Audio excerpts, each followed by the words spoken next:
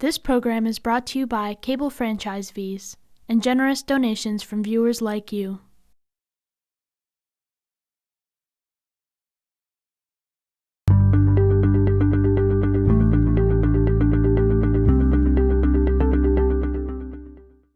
Okay, I'm going to call the Finance Committee meeting of May 18, 2021 to order at 3 minutes after 1 p.m. And this meeting is being held virtually pursuant to Governor Baker's March 12, 2020 laws, Chapter 30A, Section 18. And because we are having this Finance Committee by remote participation, I need to check with each member of the committee and have them confirm that they can hear me and be heard. So Kathy Shane? Yes, here. Lynn Guzman? Present. Pat Angeles? Present. Dorothy Pam? I don't think she's hearing us. Yeah, she also, her picture's frozen on my screen. Yeah, I'll give her a call and see if I can. There she Oh, is. here she's Oh, back. Dorothy. Dorothy, can you hear? I'm here. I hear Okay. you. Can we hear you? You're except I'm on the set. you're freezing periodically. You might be a little too far from the Wi-Fi.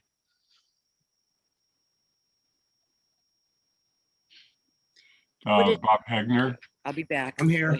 and Bernie Kubiak. Bernie, you're here, right? Mhm. And Jane Scheffler. I'm here. Okay, great. So we just need to solve the problem with Dorothy Pam. And the agenda today is to review the budget of the Public Works and the enterprise funds. And because we have two people who are here who are work with the Transportation Enterprise Fund, we'll start with that. And I'll first ask Sean if he has anything introductory to say regarding the enterprise fund before we. Yeah, so thank you, Andy. So the Transportation Enterprise Fund is probably the hardest hit of all the enterprise funds from the pandemic. When you look at the budget, you'll see a pretty big reduction in the spending plan, and that's mostly being made up through reducing the indirect charge that it pays to the general fund. So really the general fund is sort of taking the hit because of the struggles in the transportation fund.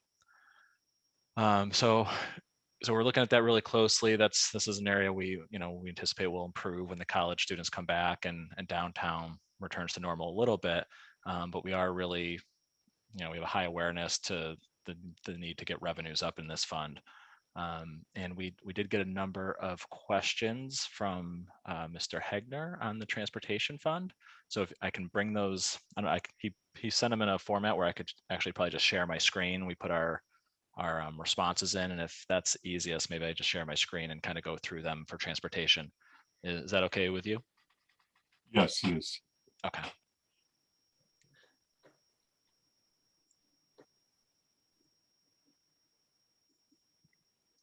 Okay, do you see the questions on the screen?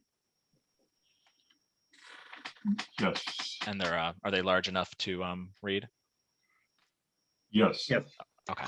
So the first question, and I'll probably just ask people to jump in and kind of expand on this a little bit.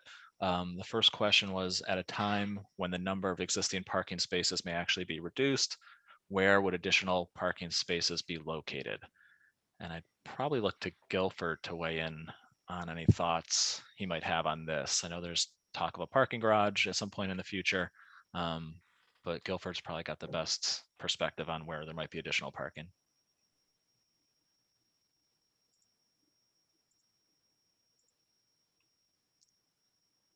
We can't hear you, Guilford.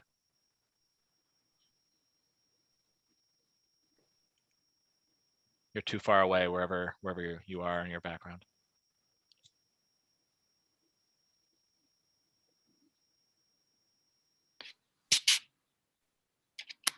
Can you hear me now? Yes. The Zoom and the Zoom and Teams doesn't work well sometimes. So we're looking at mostly building or adding parking on existing roads. There's not very many other places to put it except in a parking garage. So we've kind of been trying to figure in spaces wherever we could along the roadways. Thanks, Guilford. And one of the other things we're doing as sort of a team is taking the report from the consultant that I think was a couple years ago or maybe just last year. And one of the major pieces there was around signage and making sure it's really clear all the lots that are available for public parking. And that may also maybe not add parking, but make it feel like there's more parking if people can easily find the different lots around town. So that's something we're going to be working on quite a bit this summer.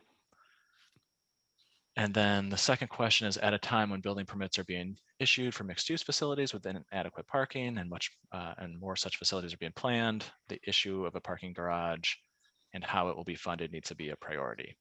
And again, I think that's something that's a constant thing we're looking at and monitoring.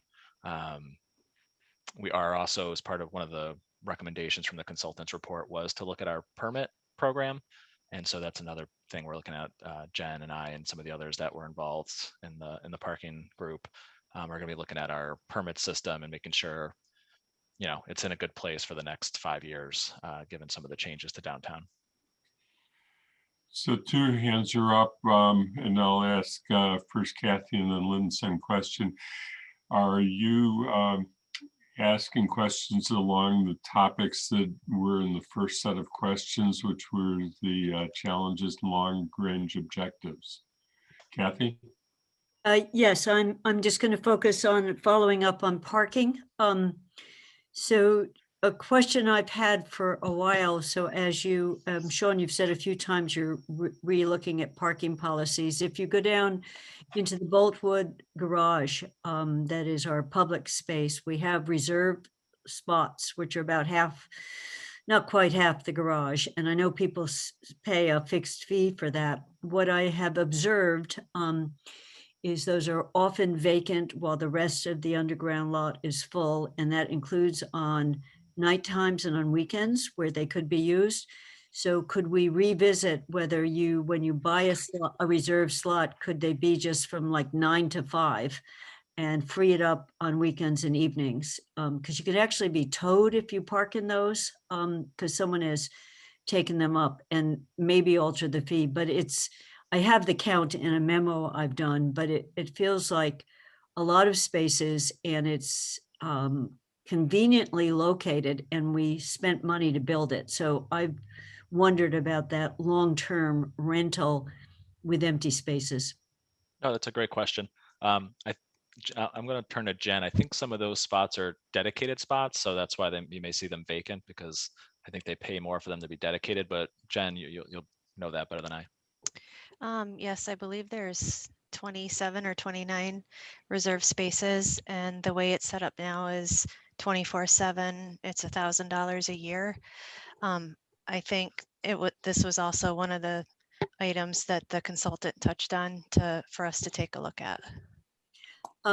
Yeah, I just want to say, I knew that people were paying that, and I raised it when the consultant was, but to me, we don't have to give 24/7. We could give, if we're doing it for people who are workers downtown, so they're out, it could be 8 to 5. And then to the extent you want to park there at night, you, like everybody else. So I'm just wondering about the policy. And then does that mean it's not 1,000? Is it a 900? But it's a prime location. If you go down there on weekends, more than half often of those 27 spaces are empty. Okay. And that's true in the summer as well. So I think it may be seasonal, people who are people who are in town when the university is in session. So it doesn't appear to be just workforce that are renting those. Okay. No, when we look at that's definitely something we'll take a note of and we'll look at. Again, we're going to be looking at this pretty closely in the June and July. It's sort of our summer project, is to see what we can do on that front. So we'll make note of that. Yeah, I'll go on to Lynn, but one observation on that and the question is, whether any of those rentals are by people who are downtown residents in one of the adjoining buildings. Yeah, I know at least one example of where it is. So I think that's, again, part, I think from their perspective, it might be they want that spot so that when they come home, they have a place to park. But that's just one example, one specific example I'm aware of. Lynn? My question is in the same area, and it's really, as you're taking this look, are you looking at what we really should be charging for these spots? Because frankly, that seems cheap. Yeah, no, I think that's one of the major objectives is we're going to be looking, we've already started this a little bit. We've reached out to Northampton to see what what they're doing for parking. Not that we have to follow Northampton, but they have a pretty robust parking program as well. So yeah, no, that's one of the things we're going to be looking at is, are the fees at the right level? Is it structured in a way that it's sort of incentivizing what we would want it to incentivize? And so that'll all be part of it. Okay, Kathy and Lynn, there's both of your hands up. I didn't know if it's Yeah, anything else. well, I have the same question. I know you're going to be looking at permits too, but I looked at the permits and I send you my memo, Sean, and I collected what does UMass charge for its various slots, starting with the cheapest slot compared to what we charge for a permit. And so the thought is, could we have a 2-tiered permit policy? If you work downtown and if you're senior citizen living downtown or in an affordable housing, you get one rate. It's $25 now. And if you're not, the rate is a lot nearer to what a UMass remote lot would be. And then secondly, I asked this of Paul and he confirmed you do not have to have your car registered in Amherst or your plates registered in Amherst. You can still get a parking permit. Should we do that? Should we instead say, if you want a permit to park on our streets, you've got to register your car in Amherst and plate. I mean, that's revenue for us on the plate side. So streets are expensive and those so trying to think of a differential policy around permits as we move forward. So Yep, no, absolutely. Are there any other questions, or do you want me to move on to the next one? Yeah, why don't you go ahead? Or Dorothy, I think Dorothy's got her hand raised. I'm sorry. I thought I had my hand up, but I moved my computer and it hopped down. So just following up on what Kathy's saying, differential permits for different people. And I do think the idea of, are you a taxpayer? Is your car registered? Are you paying the car fee? I think that's relevant.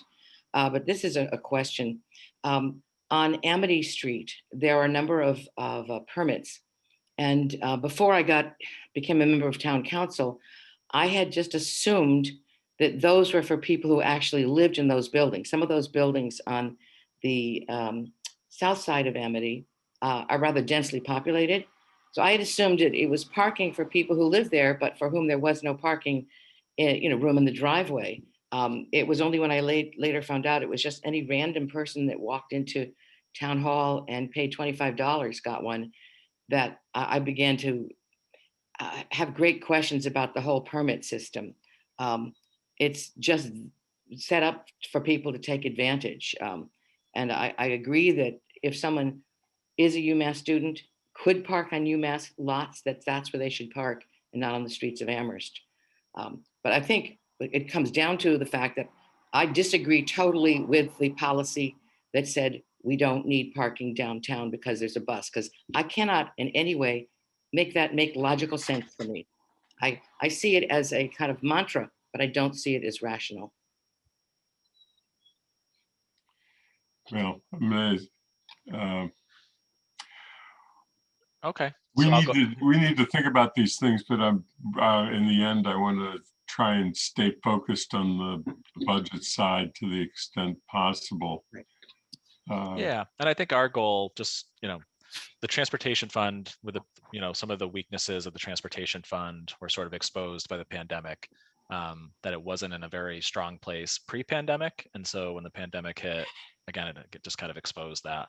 And so our goal is not only to get back where we were prior to the pandemic, but how do we start to build a balance and start to build a reserve and be able to build funding to make improvements within the transportation fund.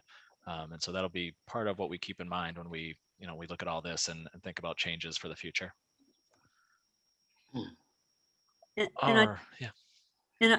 Sean, Andy, I think these ideas are all revenue producing too. So it wasn't just a focus. I mean, I think these are potential revenue sources. So, yeah. No, I think I agree that to an extent they are, but I'm just trying to separate out the pieces where they're not. So I just want to add. Let's go on with questions, because we've got 3 or more enterprise funds and the entire department and the time limit. Okay. So the next question is this? So the collection rates were between 70 and 79%. And the question was, is this due to the appeals or failure to pay parking fines? How much revenue is lost? And is the failure to pay largely from out of town state license plates? Jen, do you want to weigh in on that one? Sure. So there wasn't as many ticket appeals during the pandemic because there was not as many tickets written. But as the hearings officer, if it's a first time ticket and they're appealing it, I tend to be a little more favorable to them to entice them to come back to Amherst. I don't want to leave a bad taste in their mouth. And as far as what was the other question? Failure to pay. There's really a mix of mass plates and out-of-state plates. We do have a boot policy for any plates that have 5 or more late tickets. But again, this was suspended at the beginning of the pandemic with the state of the emergency that was issued. So we've not yet resumed the booting policy. And then the next question, this may also be you, Jen. Annual meter revenue per space ranges from $179 for the lower Boltwood garage to $1,686 for Main Street and $1,691 for Amity Street lot. Can you provide a brief summary of why the differences exist and how much revenue could be realized if all the spaces were fully utilized? And what is being done to try to increase the utilization of existing parking spots? So I don't know if we have the numbers of what's sort of the max per lot. I don't know, Jen, if you have that, if they were all utilized fully all day long. But again, one of the main strategies we're going to work on this summer is the signage and making sure that all of the public lots, you can be guided to, or there's some way to indicate where those public lots are. So if one is full, it won't be difficult to find another one and utilize some of those lots that maybe have been less utilized in the past. But Jen, do you have any thoughts on I assume it's just related to the permits and the fee structure for those different lots is why there's differences and how close to the center of town they are. But do you have thoughts on that? Right. So the lower level of the garage, the Spring Street lot and the CVS lot are all 50 cents an hour, where the other lots are $1 an hour. And all 3 of those lots are also 8 to 6 as opposed to 8 to 8. So that would take into account a little bit of the difference as well. Bob Hegner? Yeah, I just wanted to follow up with, first of all, there's a typo there. It's 197 at Lower Boltwood. I apologize for that. But it does seem like, given what Kathy had just said before about how spaces in Lower Boltwood are kind of at a premium, I would expect that those would be more fully utilized than they appear to be. So I do encourage you all to try to figure out, how do we get people to use the parking spaces that are there right now?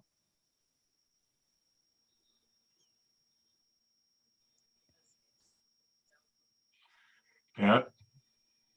Yeah, building on what Bob just said, which was part of what I was saying, if revenue is potentially $1,686 for a parking space, just with turnover, why is our permit or our dedicated space only $1,000?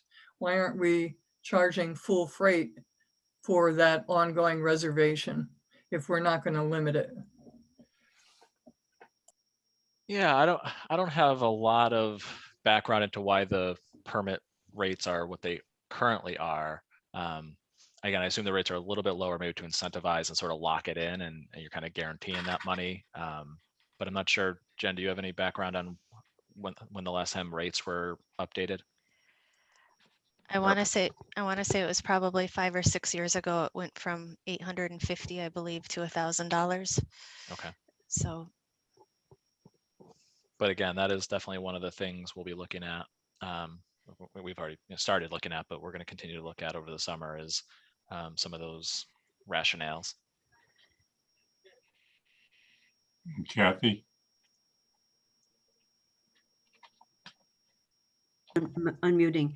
The 1,686, is that the North Commons lot? Mhm. That's that high return.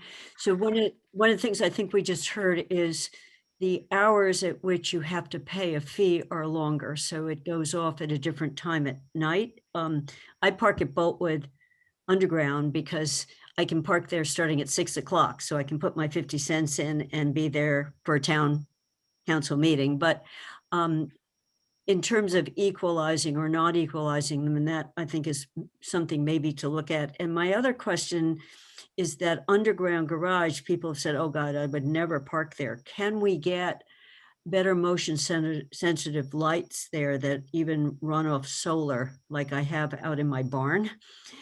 Because people may not want to be there at night because it's dark. So just something that makes it a more hospitable place to put your car down and walk around. That's Yeah, just a question. Yeah. that was one of the recommendations in the report too, was just looking at our parking and the lighting and what may deter somebody from parking in a given lot if if there isn't good lighting. So that will be that makes a lot of sense. I might just comment on the 197, Bob, on Lower Butler Garage. Those spaces are full at night. It's just, you can't park in the, so part of it, I think, is it goes off at 6 o'clock is why it's lower. But I often try there before I start driving around streets. So I think it's that there aren't that many spaces and they're full because it's cheap to park there and you can not pay after 6 o'clock. Yeah, but that sort of begs the question as to why the meter revenue per space is so low. But maybe that's the price, the cost.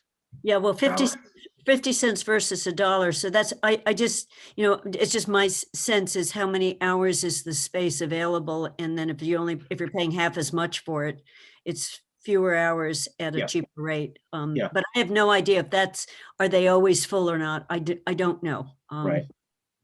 And we'll double check that number and just make, the one thing I could see is and Jen probably knows this, when we divide it by the number of spaces, are we only dividing it by the spaces with meters? Or are we including the permit spaces as well? Because that would bring it down quite a bit if we were including the non-meter spaces. Yeah, that could be it. But we'll double check that. Yeah, I think, I'm sorry. I think that the purpose of this question was to generate this kind of discussion, and I think it's been successful in that.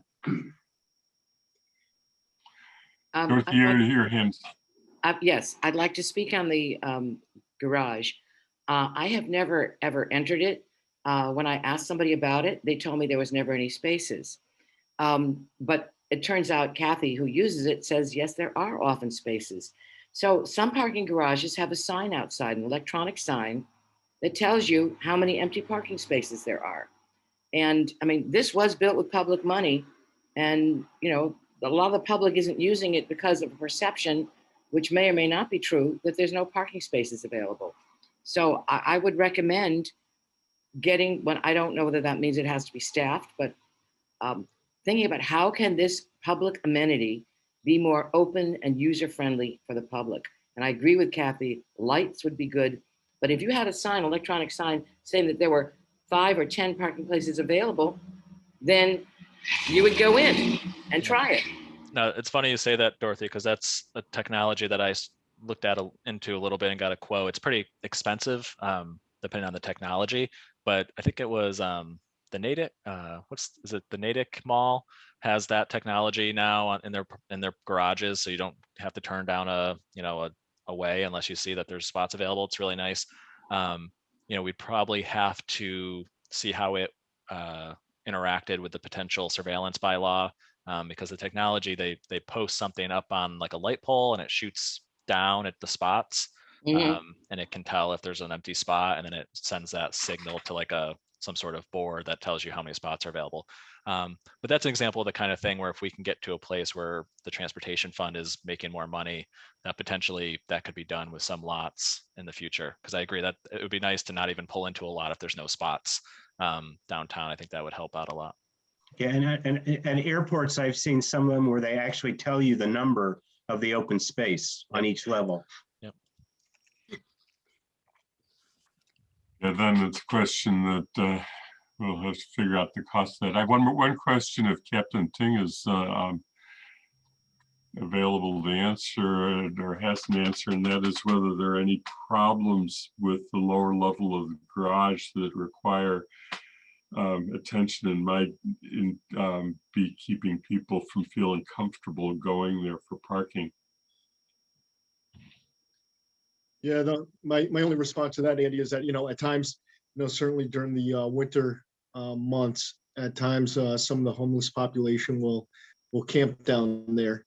And we do regularly monitor it. However, we are reluctant to just kick them out necessarily if it's a really cold day. So we do try to find them shelter if that's possible. But at the same time, I do recognize that that could be a possible deterrent for some people to utilize the garage. Okay, thank you. Sean, you want to continue on? Yeah, So, because we do want to. I think we only have two more transportation questions that pre-sent questions. So this next one is about the number of parking permits that it increased significantly from FY16 to FY19, but declined in FY20. What is the expected number for 21, and how much of the increase is due to new development downtown, and how much of the decrease is due to COVID-19?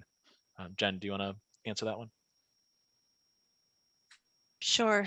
So there was two mixed use buildings that happened in the last 4 or 5 years. And that definitely put more people in town that were eligible for a permit. So that was the result of the increase, and the pandemic really did a number on FY20 and gave us less permits than what we had planned on having. Right. And I don't think we really know for FY21. Well, actually, I think that's a number we can get to, the FY21 number. I think we can get you an update on where that's at. You don't have that off the top of your head, do you, Jen? I don't, but I can get it for you. Yeah, we can add that to this question packet before we post it. The number of permits for FY21. Okay, so that does the questions.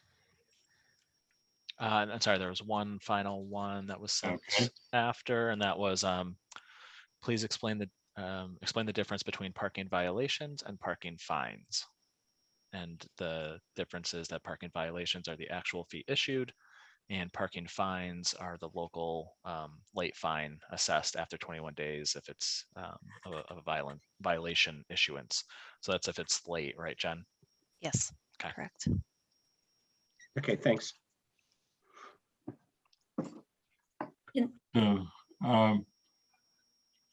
I had just one observation, and this goes to all of the enterprise funds, Sean, but I'll ask it in terms of what's on top of page 228 of the budget book, which is transportation, since that's the fund we're on. The number that we have in the FY22 column is the original manager budget. Yes. Or is that a revised number? For 22? No, I mean for 21, I'm sorry. For 21, it would be, on the revenue side, it would be the recap, which Sonia, I don't know if 21 changed at all for transportation. Did the recap change the transportation revenue line? What page are you looking at? So we're looking at the page 228. It has the revenues on top and the expenses on the bottom. And the question is whether the FY21 column, on the expenditure side, we know that that's the budget, but on the revenue side, is that the recap? Yeah, that's the final figure that went into the recap. Chris, we don't have the last quarter in. I was just, No, so the recap is, that's the estimate that we have when the tax rate is set based on how things are going. okay. Yeah, so that, So yeah, it's not the, it's not so when we 3/4. get It was to a the projection. actual, the number will be significantly less. Yes. Yeah, when we get to, and you'll see the third quarter budget report pretty soon. We're going to send it to you on Monday, actually, the third quarter budget report. Transportation's coming in quite a bit less, even lower than what we thought. Because I think that we just have to be aware of it when we're looking at the figure to know what that number is. And that was the original budget, not the actual, and the actual is substantially different. And the change then, when you go to 694, it's against a figure that doesn't make any sense because it's not actually, it was done before there was a change in circumstances. Yeah, no, I mean, so the 694, I believe, is actually a little bit of an increase from where we think we are going to end up for actuals for FY21, and you'll see that in the Q3 report. But yeah, at the time we do this, we always base it on sort of what was the last official estimate of the revenues for the year.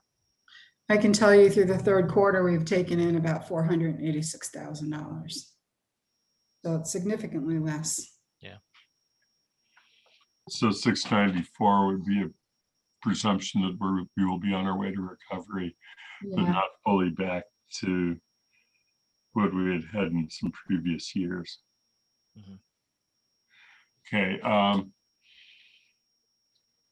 See.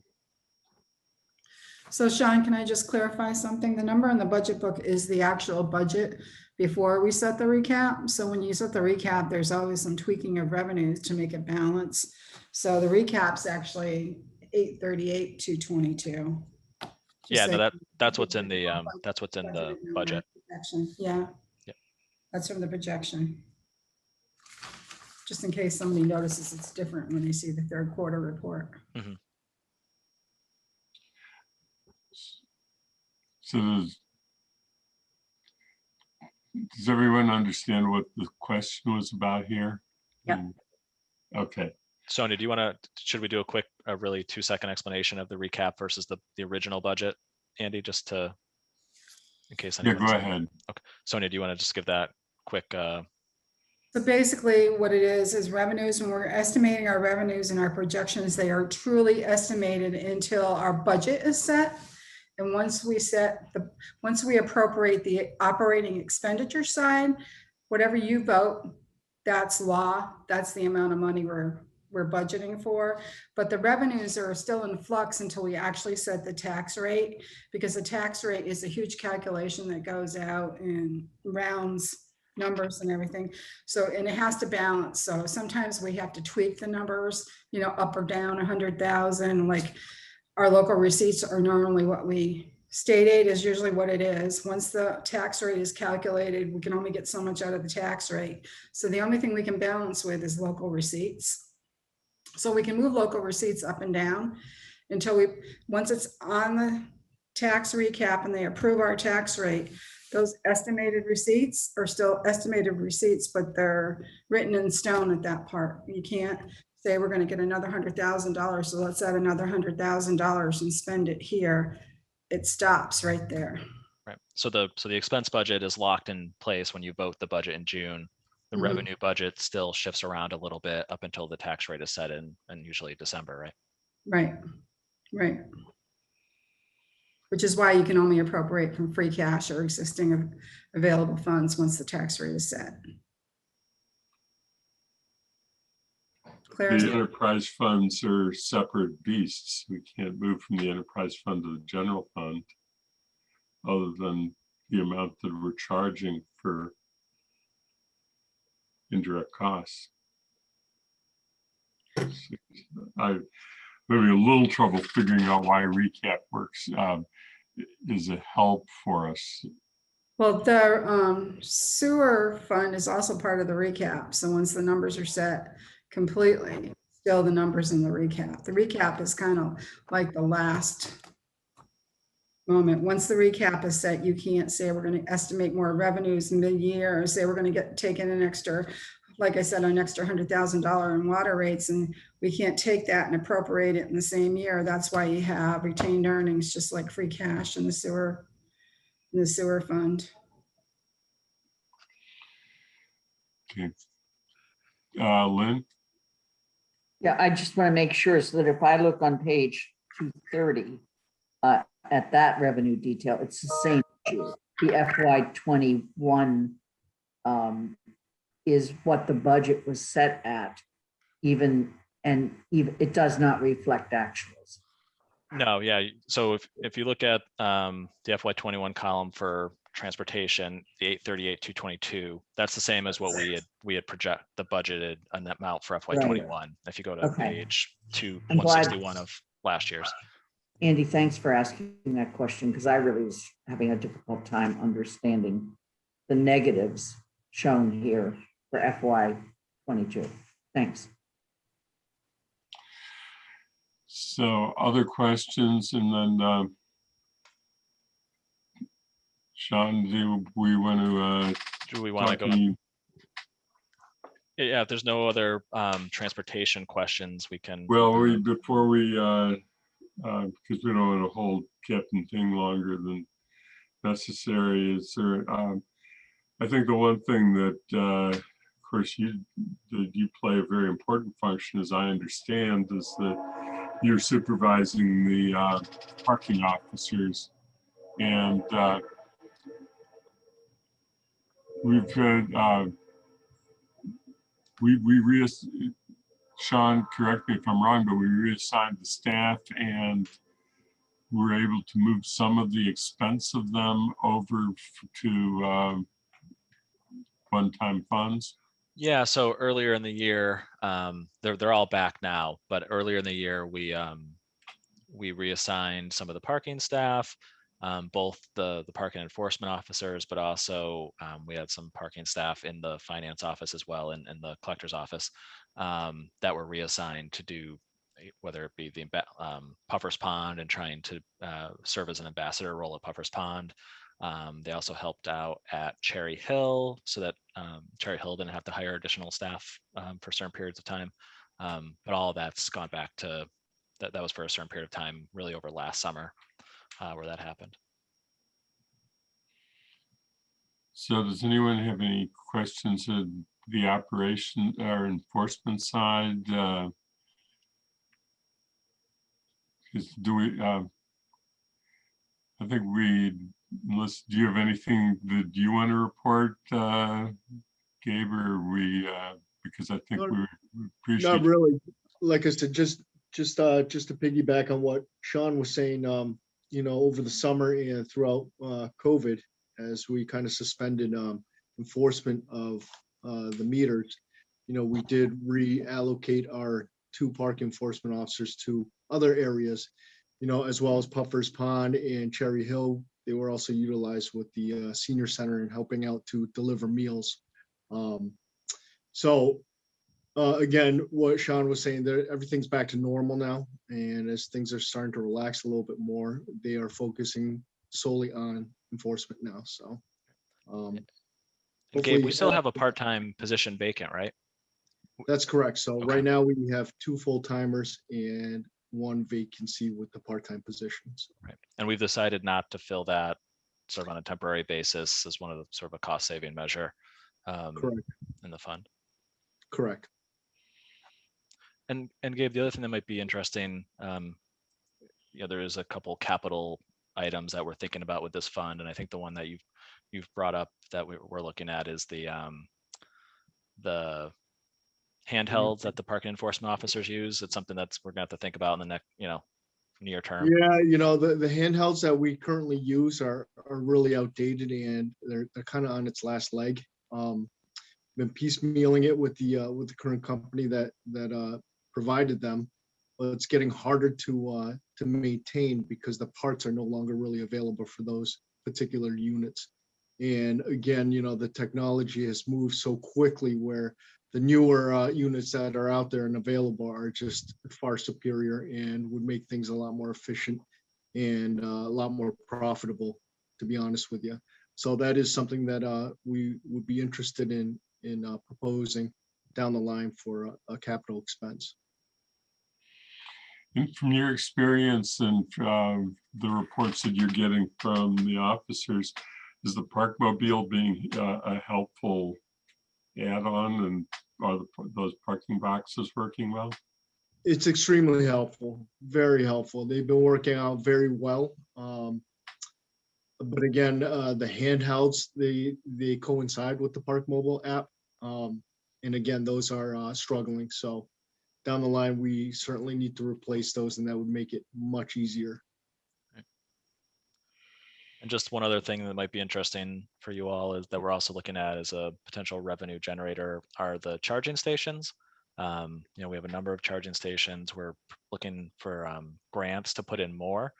And so, there sort of needs to be a cost analysis of, whether we're charging the right amount at those charging stations, but they also theoretically in the future can attract people downtown.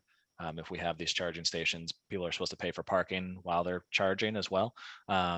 And so it could be a draw to downtown if we have a number of these, especially if we get a high-speed charger. I don't think we have any of the high-speed ones yet, but we put a grant application in for one, and we're hopeful that we'll get it. That could be a draw for downtown. Okay, anything else from the committee? Because one other topic that I just want to touch on quickly related to the fund, which is different, and that is just to remind everybody that PVTA comes out of our assessment for PVTA comes out of the transportation fund, and so revenues are down on the fund. It puts stress on the bus system. There was the report that we read that was related to the reparations work that was at yesterday's discussed at yesterday's council meeting, but the report talked a lot about PVTA. The way that PVTA is funded is so tied to the university that the criticism that was put forward and the observation that was put forward in that report, we really have a problem with the financial side of it because of how it's paid for. And I think that at some point it might be worthwhile getting a better understanding of how the whole PVTA payment system works so that people can realize why we're so tied to the university schedule for PVTA. Mm-hmm. But if there's any quick questions that people have to understand that, they should ask it, but otherwise I'm going to move on to one of the other enterprise funds. Dorothy? Just a quick statement. Understanding something is one thing, but using it's another. We can understand our financing of the PVTA, but the bus system is not really reliable. It's not year round, and people who need it to go to work find it lets them down. So to me, it's a kind of more of a theory than an actual thing that people can count on. And yet we talk there. Yeah, actually, I'm going to be very brief on this, but that is where they tie together, because if you have a system that is so dependent upon the university and the 5 colleges paying for a substantial portion of the bus service, then the bus service gets tied into what the major payers are expecting, why they're putting that much money into it. And we don't therefore have a revenue system that is going to pay for a robust bus service system. And I think that's where the two kind of collide. But anyway, Captain King, thank you very much. Appreciate you being with us. As always, you're welcome to stay. And same, I think same to you, Jennifer, that Fontaine, I think we're going to move on beyond transportation now. So Thank you. really appreciate you being with us. Thank you, John. Thanks for having me. Thank you. So Sean, how do you want to proceed? Do we want to stay with enterprise funds since we're on that and then come back to DPW, or? Yeah, I think that's fine. So I'm gonna go, maybe I'll just go to back to the beginning for enterprise funds, which would be Water. these are, so there was actually a list of sort of general questions for enterprise funds. So I'm gonna share my screen again. So the some of these were just sort of comments, and I'll just show you what our response was. So the first one was about a listing of the current future balance in each enterprise fund. So what the sort of the retained earnings balance would be. We do provide that for water and sewer. When we talk about rates, we do provide sort of the beginning retained earnings balance, but I don't know if you ever really see it for parking or solid waste. So that's something we can certainly add to a future to the next budget cycle, is including sort of the fund balance to start.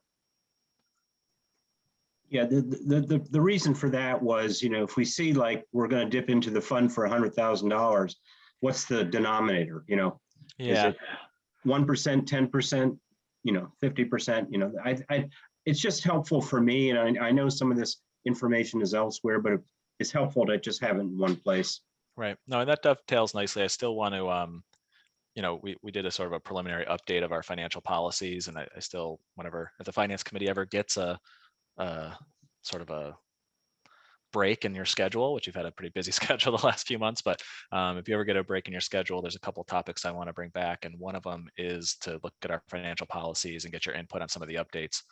And one of those updates that's new is a policy on reserve. We have a 5 to 15% for general fund reserves. We put in our thoughts on what we think would be a good reserve range for enterprise funds, and having that and then showing you what the amount is, you'll be able to kind of see whether we're operating within the policy. So I think that makes a lot of sense. Next question was, it would be helpful to have a statement summarizing out-year estimates for projects that may have a large impact on a given fund. Obviously, Centennial probably comes to mind for most people because that's the big one. And again, I think this is something, we did talk about sort of the impact of these big projects for water and sewer, but it's definitely something we could try to expand within the budget to talk more about that. Yeah, Sean, I was just, I wouldn't expect a detailed analysis. It's more of a heads up, that, hey guys, this is coming down the pike, and, just so people don't forget about, not that the finance committee would forget about it or the council, but, residents may or may not have that in their heads quite as much as we do. So sure, no, that makes sense. And then the last sort of general question was about in the accomplishments and objectives, including installation, replacement of infrastructure. This type of work would seem to fall within the town's effort to more systematically inventory future capital expenditures. So I think, Bob, correct me if I'm wrong, I think this is about, in our capital inventory, just making sure that enterprise funds are well represented within that capital inventory. yeah, Sean, for some reason you're not sharing the screen anymore. I don't know. Oh, you know what? I dragged it over, and that's what happened. Sorry. But yeah, I mean, I just, obviously we've got sewer lines and water lines and roads and things, and I know that it's difficult to inventory them right now and to set up some sort of schedule for maintenance on them. But I think it would be helpful as we develop our capital inventory to bring in as much as we can that we know we're going to have to spend so much money each year on water lines, on sewer lines, et cetera. So Guilford, do you want to mention a little bit about the program you were looking at? Because it seems like that might line up nicely with the program that you're exploring for managing your assets. Well, actually, you could use the program we're looking at for those assets for pipelines and hydrants and so forth. We do have an inventory. We know pretty much where every water line is. We know basically the age. Some we don't have the exact age. The problem with our pipe system is they're kind of like our road system in that some deteriorate faster than others. So even though we may think it's 100 years old and we may want to replace it, that's one we want to keep, and we want to replace one that's only 50 years old. So it's not just a simple matter of saying, these are the pipes, these are the oldest ones, these get replaced first. But it's something we do work on, and we do have sort of a rough idea in our head what we want to replace. We have different reasons for replacing it, not just age and not just the worst condition. So we are working on that. We do have a list of those. If we actually told you the number, the dollar number for that, we would knock you off your chair and everyone would think we need to file for bankruptcy immediately. So we don't typically talk about that all the time, but if we wanted to, we could spend millions of dollars every year replacing water and sewer lines and storm drains. Was there, I think I saw Kathy's hand up earlier. Yeah, I saw There's actually the three hands up. Bernie we haven't heard from Bernie. Give him first crack, and then Kathy and Dorothy. So I see three hands. Bernie? Thanks. I'm going to say what for Amherst has been a foul, dirty word, betterments. To my knowledge, Amherst has never charged a betterment when we have to expand a water or sewer line. Other communities do. That would go at least partway to offsetting the cost of some of the expansions and some of the replacements that we've, expansion primarily that we've had to do. And I think that should be taken in as considered as a policy. And I don't think we have any water lines that were around when Lord Jeff was here, but Guilford's point is well taken. The other thing that we need to pay attention to, and it'll come up with the DEP emergency response plan, is storm drains are going to become, if they are a more critical piece of infrastructure now than they have been in the past because of more concerns about pollution. Yeah, and I think you'll see some questions on that in a minute. I just didn't get any response, but yeah, I didn't know if, on the question of betterments, I'm not sure that are you thinking of when new construction goes on and that requires? No, I'm thinking of, there's been a lot of work up in Amherst Woods. That whole subdivision, I believe, was built on septic and wells, and there's been a lot of new plumbing installed there, and the cost of that is being absorbed by the water and sewer funds. And Guilford can correct me if I'm wrong, but that's the kind of example. I think when a new subdivision is built, that the developer needs to pay for that infrastructure. But when we have to go back in and basically redo areas because of failing wells or failing septic, that's an improvement to the property, and there should be some temporary payment for that goes for making those improvements. I certainly recall the town meeting discussion about the Amherst Woods, which was originally built on septic and then converted to sewer, which is what you're, I think, referring to. And as that project was placed for everybody to pay for, as opposed to just the homeowners in that neighborhood. Kathy? So I appreciate Bernie raising this. I had a slightly different thing, but I would love to have it when get beyond this budget to talk about, are there some policy changes we'd like to talk about? So I want to keep that on a list. One of my cross thoughts when I saw these questions that Bob did is that in our capital improvement plan program, you don't see the enterprise funds. So you both don't see it here in the operating budget with what's looming, where is it going? And I was looking for something else. I was looking for something called linkage fees, which are a little bit like your betterment fee, Bernie, but it's when it first comes in, that you're contributing toward the public. But the town of Medford, when they do the capital improvement plan or program, they have a whole section on enterprise funds. So they flip to it at one point to say, and to try to think of signaling. Guilford is telling us it's millions of dollars, but just what's in the offing, what are we doing now? We don't easily have a place to put that other than when we vote a rate increase.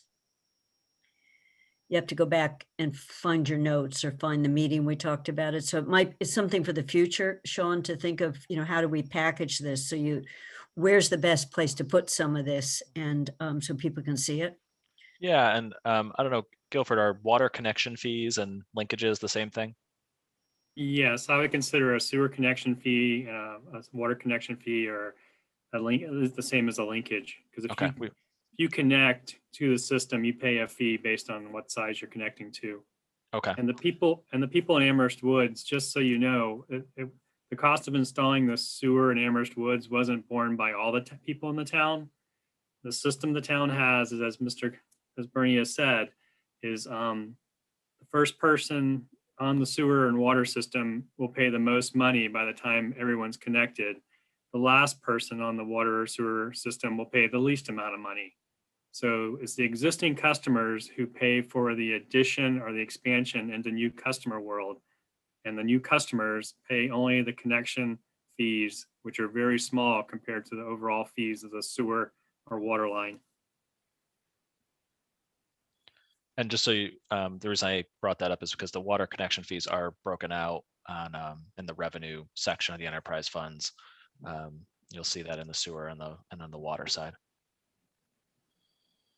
But I think your point about including the capital for enterprise is is a good point. And now that we have the capital improvement program, sort of a foundation for it, that might be something we can think about adding to it in the future. It's otherwise kind of missing. So Bob has been in all, he can see where the costs are coming from, but he can't see the big capital project. And I don't think we should have to bulk up the operating budget, this budget book per se, but just figure out how to capture it each year. Yeah. Dorothy? Okay, so there's a question, and well, actually two questions for Guilford. I just was, somebody sent me material from 1986 when there was a moratorium on building suggested on the grounds of, it wasn't clear whether the town had sufficient water and sewer. So it was kind of fun reading what was going on 35 years before. I have not heard from Guilford that that's something that we worry about now. With Centennial, although it's very expensive, it's part of the kind of protection system to make sure that we don't say we don't have enough water and sewer. So I wanted to ask Guilford whether in fact things are different now than they were in 1986 when there was a worry that excessive building and development might stress or tax the town system. So that's a really kind of a nice, you have to go back in time to think about what happened at that time. The great water shortage of Amherst happened about that time, and UMass had to close down and send students home.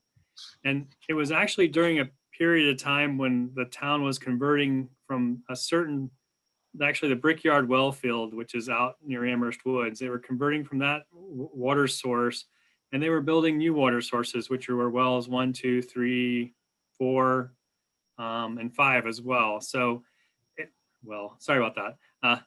So we were converting from our sources of water to at that time period, and we were the town was a little slow in doing it and a little behind, and they got caught up in a drought, and they got caught up in a situation where they almost ran out of water. They actually kind of did run out of water. So that time period was kind of an interesting time period. We actually have a T-shirt in the office here that says, "I survived the water shortage at UMass," or something like that. It's in Amy's office.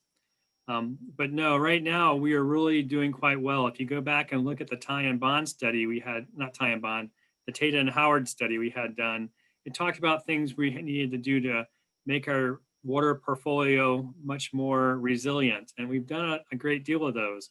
When we bring Centennial back online, we will be at a very good place with our water supply. We'll be able to meet DEP requirements.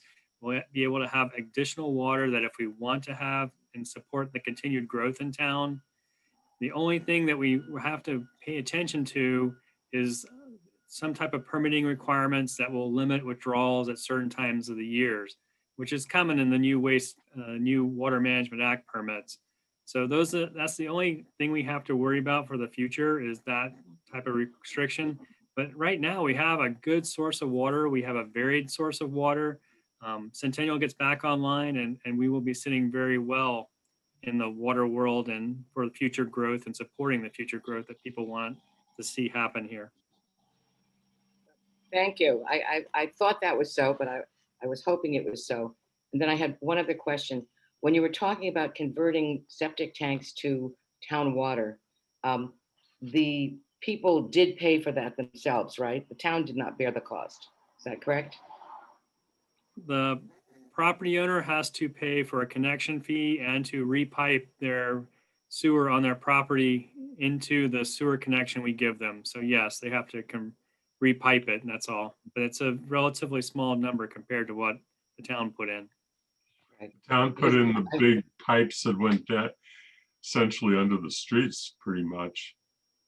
The town paid for the sewer pipes, the paving, and the pump stations, and all that stuff. Yes.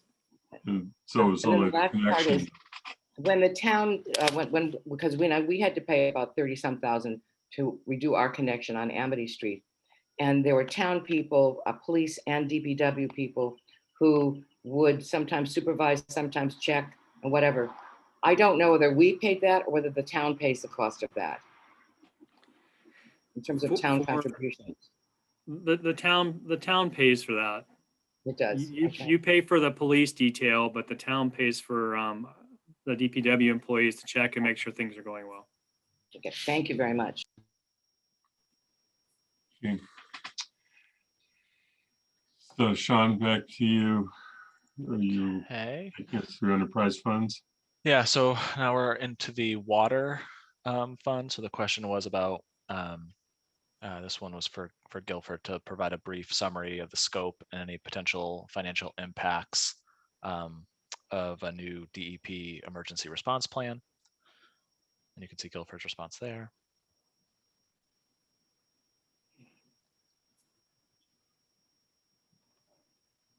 And then there's same thing about a drought emergency response plan.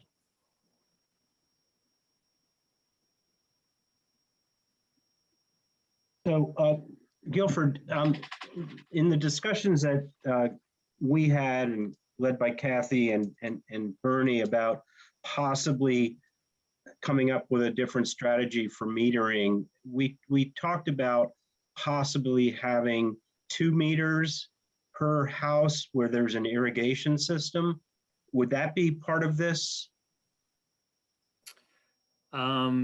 I think DEP is leaning very much towards having 2 meters, and DEP is leaning very much towards having a very expensive control system for the metering so that you can actually physically shut meters down from remote locations, which would be a big cost to our system if we actually have to do that. Okay, thank you. So what would go on the second meter? You say Is this farms or residential also? They're pushing more for residential. Really, there's a strong group of people who are pushing to stop people from watering their lawns. Take potable water and putting it on lawns is something people want to have. They want to stop it. It's using a valuable resource for basically an aesthetic reason, and it's taken away from the environment. It's putting a stress on the environment. So the second meter would be for irrigation, and it could be for a house irrigation, or it could be for a farm or some type of business irrigation. But there's a lot of talk about splitting the two apart and having more control over irrigation. So this next question was about exploring new sources of drinking water. And I think Guilford sort of already described that about sort of once Centennial's online, sort of optimizes our number of sources. The next question was about, I think this is mostly about indirect costs and how indirect costs get charged to the enterprise fund, and asking about some of the modifications that might happen in the future.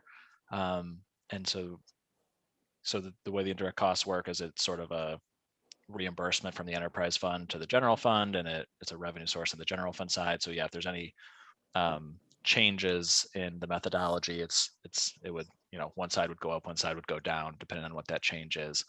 So it should overall be sort of a zero change.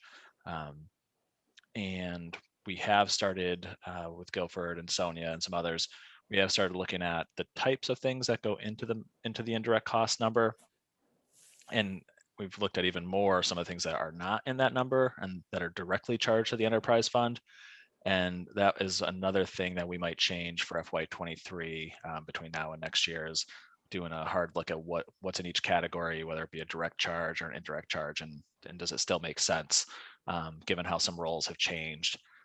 One example I can give you is that we've talked about is like the procurement officer. The procurement officer provides a lot of services to the enterprise funds. I think right now it's a direct charge, right, Guilford? It is. And so that's one that we're talking about, should it continue to be a direct charge or should it be in the indirect? Because it fluctuates at times how much work that person's doing for each fund. So that is something we're doing. And then the last one in water, the revenue amount of 4.6 million assumes usage will be at 1 million 100 cubic feet. This is the same usage assumed for the current year budget. This appears to be a conservative assumption given the current plans for UMass to fully reopen in the fall. Is that correct? And do you have any estimates of actual usage for the fiscal year? So just like transportation, if you look at the numbers for FY21, we're expecting the actual numbers for FY21 to come in lower than budget. And so, this is a ballpark figure, but based on what I just looked at through April, we're probably going to come in somewhere between 80 and 90% of what we budgeted for FY21 in terms of consumption. So yeah, we are doing a conservative figure for FY22, but it's not. But it is assuming a little bit of a bounce back in terms of consumption. Okay. Any questions on the water fund that weren't talked about? Questions generally about water fund.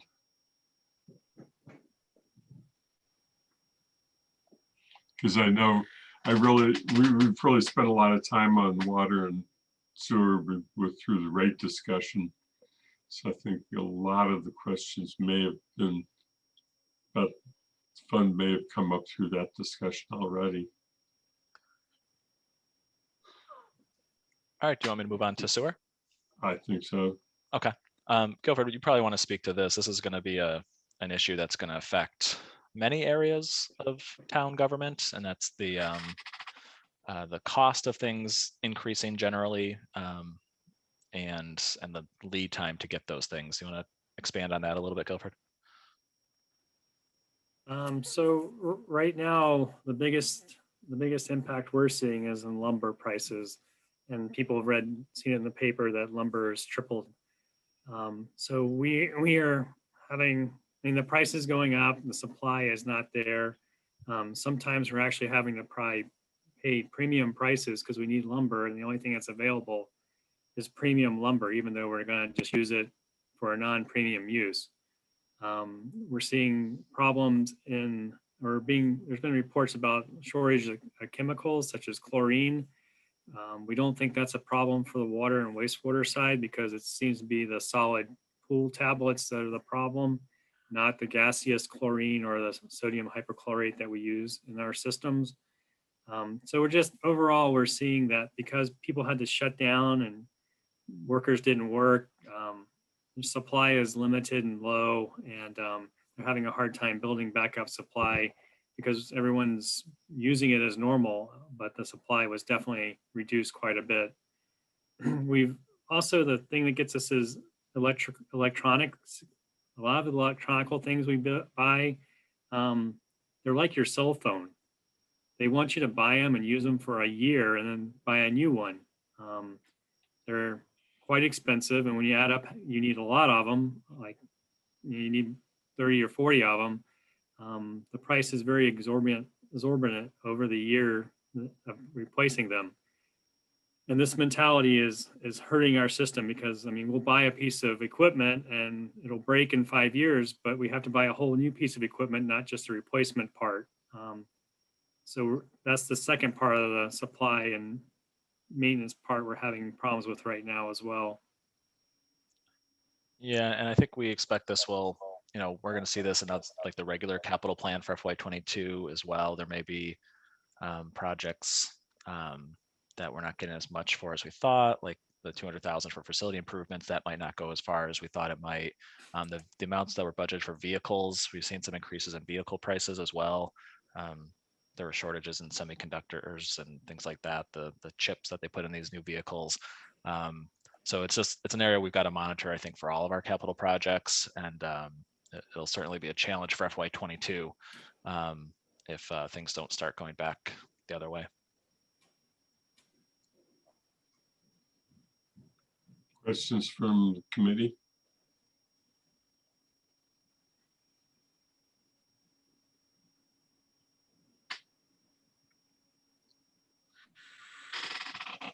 I'll come back to one later when we get to DPW.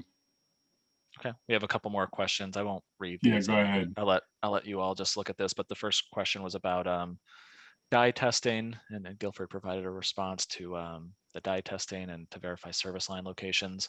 And then there was also a question about related to septic dumping rates and increased treatment costs, and you can see Guilford's response to that.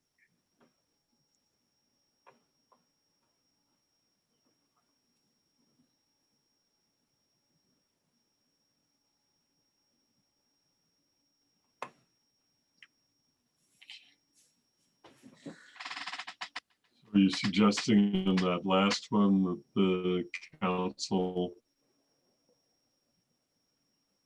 get involved in the rate discussion? I wasn't suggesting it. I was just asking whether this was something that, the council or the select board in the past had, dealt with. I should have clarified that a little bit. Guilford, do you know if that rate is was on that fee list that I sent out? Was that one of the fees listed on the under DPW or under water and sewer? It is one of the fees. Okay, so it is on our sort of master list that we've been monitoring, and we're going to kind of take a look at every year. So it's definitely something we'll be looking at. And septic is a very small amount that comes into the wastewater system. So any questions further on sewer, and recognizing that we've recently spent a lot of time on water and sewer fund? I have seen no hands go up, so I think we can go on to my favorite fund. Solid waste. The one thing, can I just say one final thing about water and sewer? It's unclear yet whether the American Rescue Plan funds can be used to make up for shortfalls in water and sewer. There's a lot of discussion about one of the eligible uses of those grant funds is revenue replacement, but they're sort of still defining what is included in that revenue replacement number. I've seen some different definitions of what they think will go into that. And the last thing I saw, there was a question about whether utilities would be allowed to be counted in that. And so I'll give you an update as soon as I get more information, but this is, I think the transportation fund, the water fund, and the sewer fund would be good candidates potentially for those funds, because they all have, they're all expected to have revenue deficits this year, and it's all directly related to the pandemic. So just keep that in mind. And then we only had one question for solid waste. And it was more of a comment, so I just put thank you in there. It wasn't really a question. It was commending the staff, which was appreciated.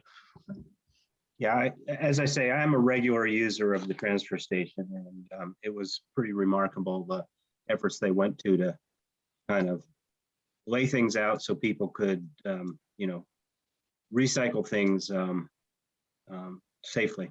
So. And the one sort of thing to note about the solid waste fund, they're, I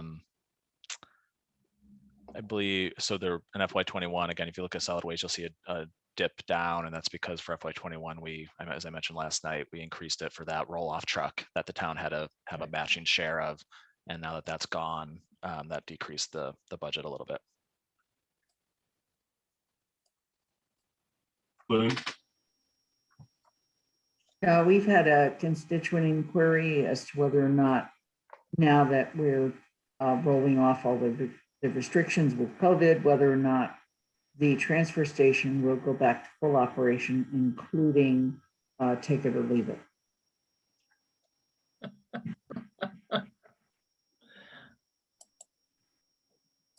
That's a Guilford question, right? I don't think. Yeah. Okay. It is. We would prefer, we're looking at how to bring it back and how to make it a little better than it is now. The take it or leave it is actually one of the money losers for the transfer station. So we've actually probably made, this fund has made money over the pandemic. And I think that was probably because we weren't taking as much take it or leave it stuff. And we cut out a lot of things that are very low return for what we do. So we need to take a better look at it and then see whether we're going to bring it back or not. Maybe you take it or leave it with a pot for donations. The only question on take it or leave it is that may be a moneymaker that we don't know about secretly, is whether anybody is actually buying stickers in order to get in to the facility to use that attribute. Dorothy? Following up on that program, Bob, who is a regular at the transfer station, was upset at the fact that the bikes are not being found, new homes are not being found for them. And, he's just thinking of past collection of bikes for Rotary and whatever, or Lions Club, I guess it was. So, I could certainly don't want a policy that makes this transfer station not break even, but some stuff really should be moved on to people who need it. So that would be one of those things we're talking about, looking at how to restructure it so that we can actually move things to where they need to go and not just the town gets stuck holding it and then having to throw it away and pay for it. That would be something that we'd be very interested in talking with that person about. Will do. Question that I have about the fund, how is the amount that we're having to pay now to get rid of our recycle, or because we're not, and how much are we actually still getting paid for any of the recycle? And how's that affecting the fund? So we stopped using, or we stopped being a permanent member of the MRF many years ago. And what we've done is use whoever is the cheapest to get rid of our material, which actually it's still the MRF for bottles and cans, although we've been using another vendor for bottles and cans right now.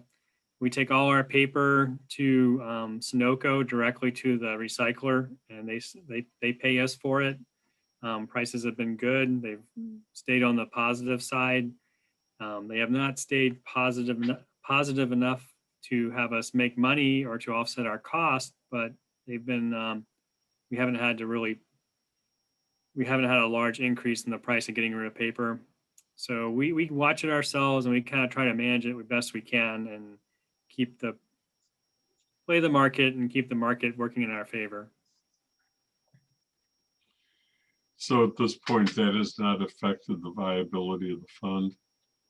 No, we've been able to maintain what we've been doing in the past and not negatively impact the fund or cost more money or anything. And I gather the premium for cardboard must have gone away because you don't ask people to separate cardboard. We do have a bin for cardboard only, but you don't have to separate it, no. But you do get more money for cardboard, more money for white paper, and less money for mixed. Kathy? As the Andy mentioned that maybe people buy a transfer station sticker so they can bring their stuff to leave it. And that would actually be a good description of us, that we once a year used to buy the transfer station sticker to bring some stuff to take or to leave it. But my question was about garbage and recyclables. Now that we're down to, I think, just one company and their rates have gone up a lot. Have you seen an uptick where people are actually using it? I mean, is there a way of you judging that? Because I realize we're generating so little right now, and the cost is so much higher than it was 2 years ago to have the truck come and pick up a half-empty garbage can. But I don't know whether that leads people to say, I'm just going to throw it in my car and bring it over to a transfer station. Do you have any sense of that? Yes, we had about a 10 or 15% increase in sticker sales, probably around December when the new rates went out for USA. And is there, this is a bigger discussion, so it's not for today, but when there was some competition, one thought that maybe you had choices, whether the choices turned out all to have the same rate. So it wasn't exactly clear to me whether we had a choice or not. Is our town starting to take this back, that they are doing their waste, a waste fund where they're actually, the town is providing the service? Has that happened regionally or in the state at all? There are communities that have our type of system where you just tell the residents to get your own service. There are communities that are looking at now trying to consolidate their waste system in some method, whether it be contracting out a hauler for the entire town or sections of the town, or trying just to consolidate it. And they're doing it for two reasons. One is better, they think they can get a better price. And the second reason is that it reduces the amount of vehicles driving around town. So it's more of a climate greenhouse reduction tool. It was not necessarily a bad thing to go to one, because the trucks used to go up and down the small streets at different times of day, but it's more what has happened to the pricing since that happened in Amherst. Yeah. So. Okay, so that's a longer range question. So no one's just taken it back, like bought their own truck, but they've used the leverage of a town saying we're going to buy for the whole town. Well, I won't say no one has not done that. I haven't heard of anyone. Okay. Thanks. We've never thought about becoming our own municipal trash collectors. My experience has been, I grew up in New Jersey and lived in the Northern Virginia for a while. And in both places, the town or in Northern Virginia, it was a county, did the trash collection and the recyclables. I mean, it was just part of, part of your taxes.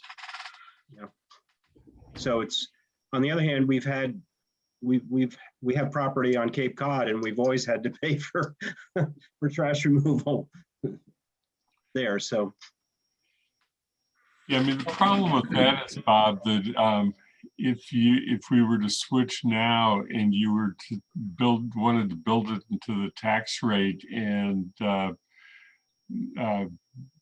would you end up with a tax a Proposition 2 tax cap problem?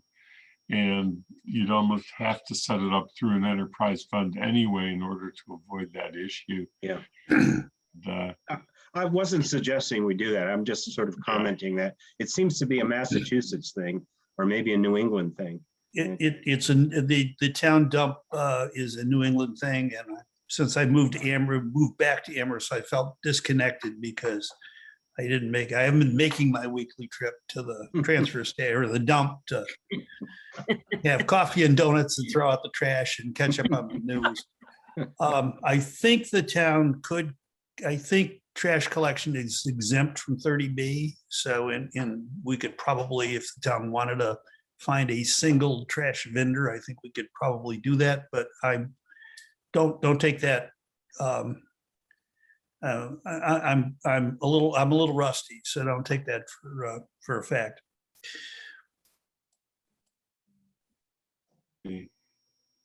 Lynn? This issue is going to come up when we get the ECAC report. So look forward to it. Which report?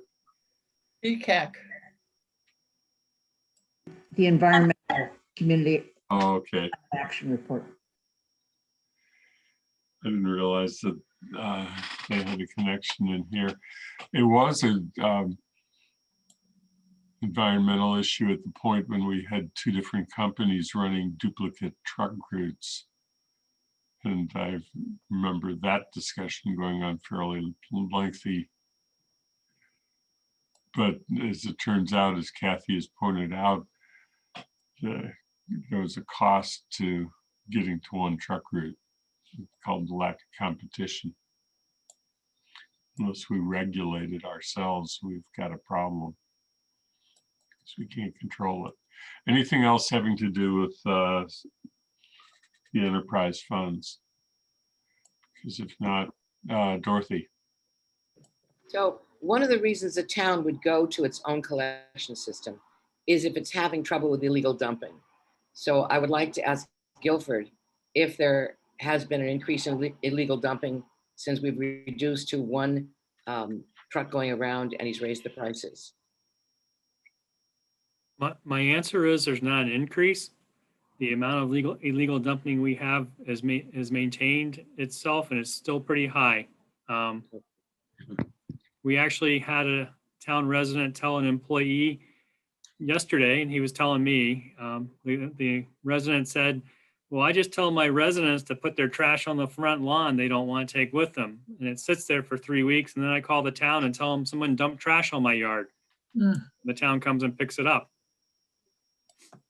So it hasn't, we do have a dumping problem in this town. And that would be one of the ways to actually at least try to cover the cost of the dumping is to have a town-wide trash collection system. Mm-hmm. Oh, thank you. I would go for it. Aren't those usually the bigger items like furniture and things like that that people are? They are. It's furniture. It's sometimes we've had people just leave big piles of clothes out in front of people's houses. It's amazing what people will leave behind because they don't want to move it because they're going so far away. We have a little gully off of Pine Road, and there's a resident who lives over there who regularly goes down and picks up trash, Andy, where someone just throws, instead of taking it to the dump, that's where and she tracked them down when they put unopened envelopes in it so she could report.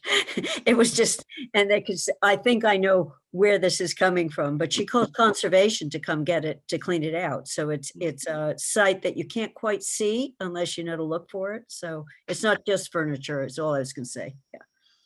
Yeah, in Northern Virginia, twice a year, there would be a pickup of heavy goods like, old washing machines and beds and things like that. So then they'd have a special truck come out.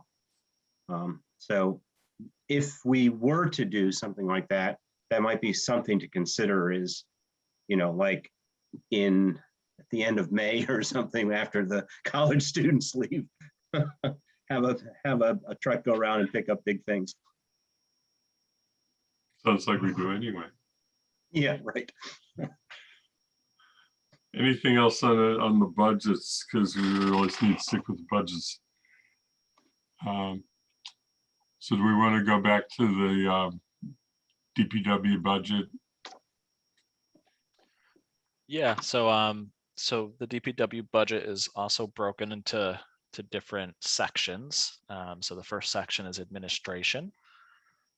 Right. And the first question was about the EPA's stormwater program and the financial impact.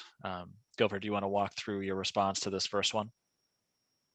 Yes. So yes, there can be significant impact. Like I've said a couple times, the first few years of the program are for us to figure out what we need to address, what problems we have in town, and we expect to do that for the next few years. And then once we address or figure out our problems, then we can decide which ones we want to address. And hopefully, we get to decide what we want to address, and we're not told what to address by the EPA or DEP. So we're kind of in a figuring out phase now.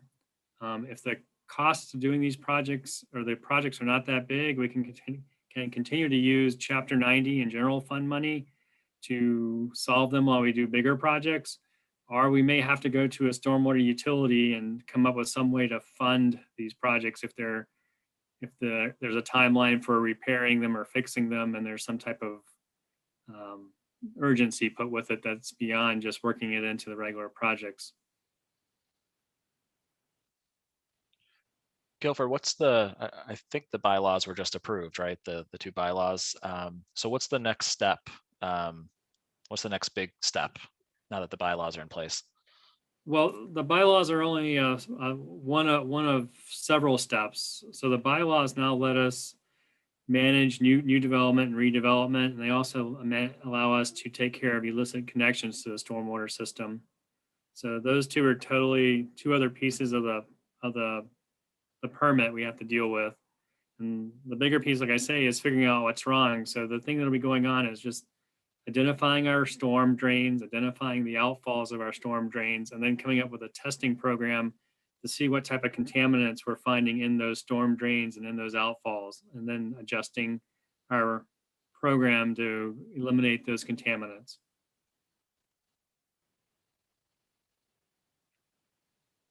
Questions from the committee regarding administration? Or do you want to go through the rest of the questions? Maybe that makes. There were a couple other questions. One was about the Water Management Act permit. And you can see Guilford's response to that. And there was another question related to that in terms of staffing and procedures.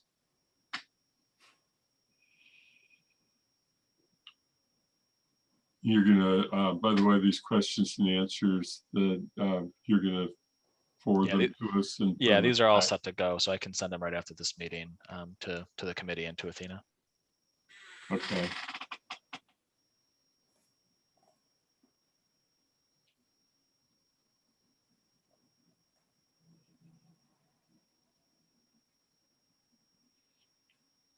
Anything else there?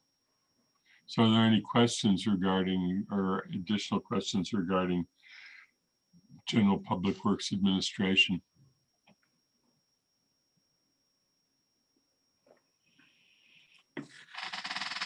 Highway gets into the exciting questions of our roads and sidewalks. Yeah, so the first question was about private roads and the ones that the town is still maintaining. And Guilford gave a response about how that's minimal. Do you want to add anything to that, Guilford? We're just trying to get them. We've been talking to a lot of them. We're trying to get them either to upgrade their road and be accepted, or to let them know that they're responsible for them. We have like 3, I think, that will be coming to the town council at some point. Hall Drive is one of them. They repaved the road. They want to become a public way. They don't want to be a private way anymore. And then you have the Amherst Hills neighborhood that's working to becoming a public way. And I think there's one other street in there that I can't remember the name off the top of my head, that they're working to get their roads as public ways as well. And that's kind of the direction we're taking right now. You are not plowing any of the private roads, it's my understanding. There's one or two that still get plowed for one reason or another, beyond the fact that it's just a private way that we've always plowed it. Larkspur Drive is the primary one that's supposed to be turned over as a public way, and it was built to be a public way, but it hasn't been turned over yet. So it gets plowed. Amherst Hills, they're supposed to be turned over as public ways. They get plowed. Those are the ones that definitely get plowed. We did plowing for Hall Drive because they started the process of becoming a public way. So there are some that are going through the process of becoming a public way that we're now plowing, and that's it, just plowing.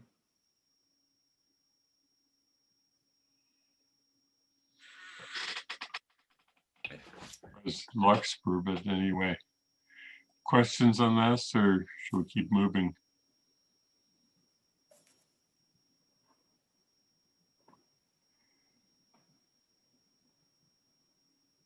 Anything else about the, because most of it really is in the capital plan for the discussion of the roads and sidewalks. Yeah.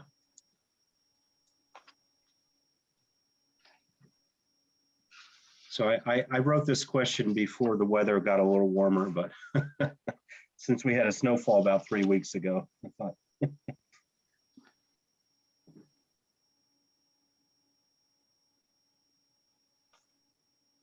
But this is where we stand right now as far as the snow and ice budget. We Okay. do have a small surplus this year, $11,000. We were able to cut it pretty close there. Well managed. Good job. They did a good job this year.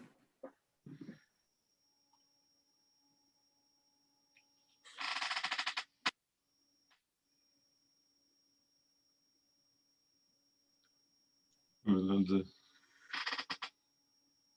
street lights and traffic lights.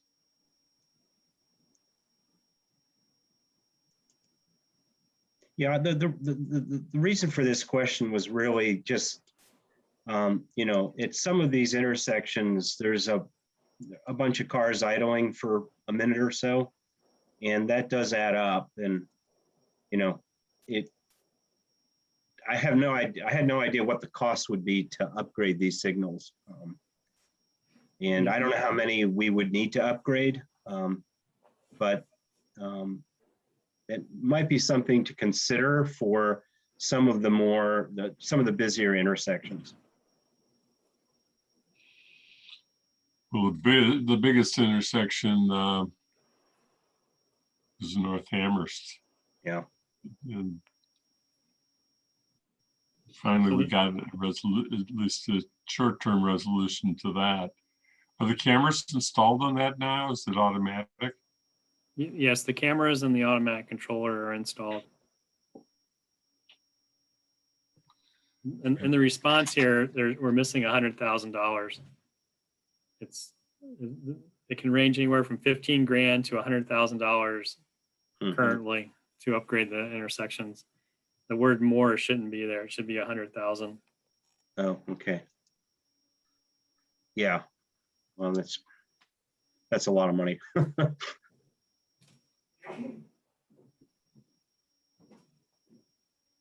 Kathy? Yeah, I had a question. I mean, we do have, thank you, Guilford, the North Amherst light, which the other day I was astonished because we were backed up almost to 116 and we all got through, which used to be an experience of 6 changes of the traffic light. So does that light automatically change how long it stays green left-hand turn at different times of day? And can you see, I know it's smarter than dumb lights were, but so can you say, okay, at 5 o'clock, we need to leave that green signal on longer. In the morning, we need it on the other direction. Does it readjust itself, or is that someone back in your headquarters making those judgments? No, it readjusts itself, and it doesn't go by a set program that says this is Friday, do it this way. It actually just monitors the traffic, and it has a minimum time and it has a maximum time it can operate. So it'll start with the minimum time, and if it sees that it didn't clear the queue, it will add more time to the next queue. And then it just keeps adding up until it gets to the maximum. And then it watches traffic, and as traffic's not, if the light's green for too long in one queue, it'll start reducing it back down to the minimum. So it does that automatically. Because that's what our observation has been, that it's work, like, oh, well, that was really long. Next time it wasn't, that it looked like it was being smart, which is why it's called a smart light. So the Right. other, you said you hadn't, I think you said you hadn't added let. Have we started to be able to count traffic in multiple directions, and then you had to add something special for pedestrian? And I wouldn't, but just to get a sense of how many people are walking through that intersection or riding a bike through? No, we're trying to resolve, there's two pieces there. One is the pedestrian and bicycle, and we haven't worked that one out yet. And then the vehicle counting, we also haven't worked out yet. There's something we need to add on to the controller for the vehicles. And we're still trying to just find the right product to count the pedestrians and the bicyclists. And we haven't added those on yet. So it's less that I need to know that because I'm living up here. But if we think in terms of trying to reroute the roads and go back for a Mass Works grant, we had to do expensive traffic studies before, and this could potentially give us counts that would be, if we're back and reopened and North Square is in full function, with people there, we would get a better sense of the flow in all directions. So that was just trying to think forward that this would be a useful source of information for future planning. Then my second is, I think it's on streets and tap.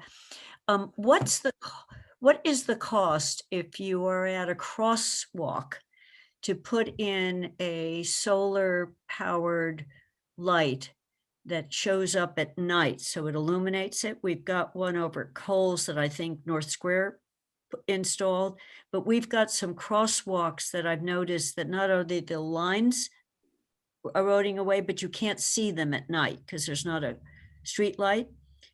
Is there a way of putting something that illuminates both the fact that there is a crosswalk, so cars see that people are coming, but that people also know there's a crosswalk there, the pedestrians? Is there a cheap-ish way of doing that's not electrical? I guess it depends on what you call cheap. Yeah. We can put a street light in. Some places we can put street lights in, some places we can't put street lights in, just because of how the power is set up. But there's the possibility of doing a street light, but that just lights up the ground. And if the paint's not there, you just see the asphalt, you don't see the crosswalk. There are signs. We put signs up at most crosswalks. They're reflective. That's the cheapest way. The rectangular flashing beacons we can put in if we need to. Those are anywhere from $9,000 to $12,000 a pair. And those are actually pretty substantial, so they don't get destroyed by young college students who want to try to rearrange the world sometimes. Okay. Thank you. You're welcome.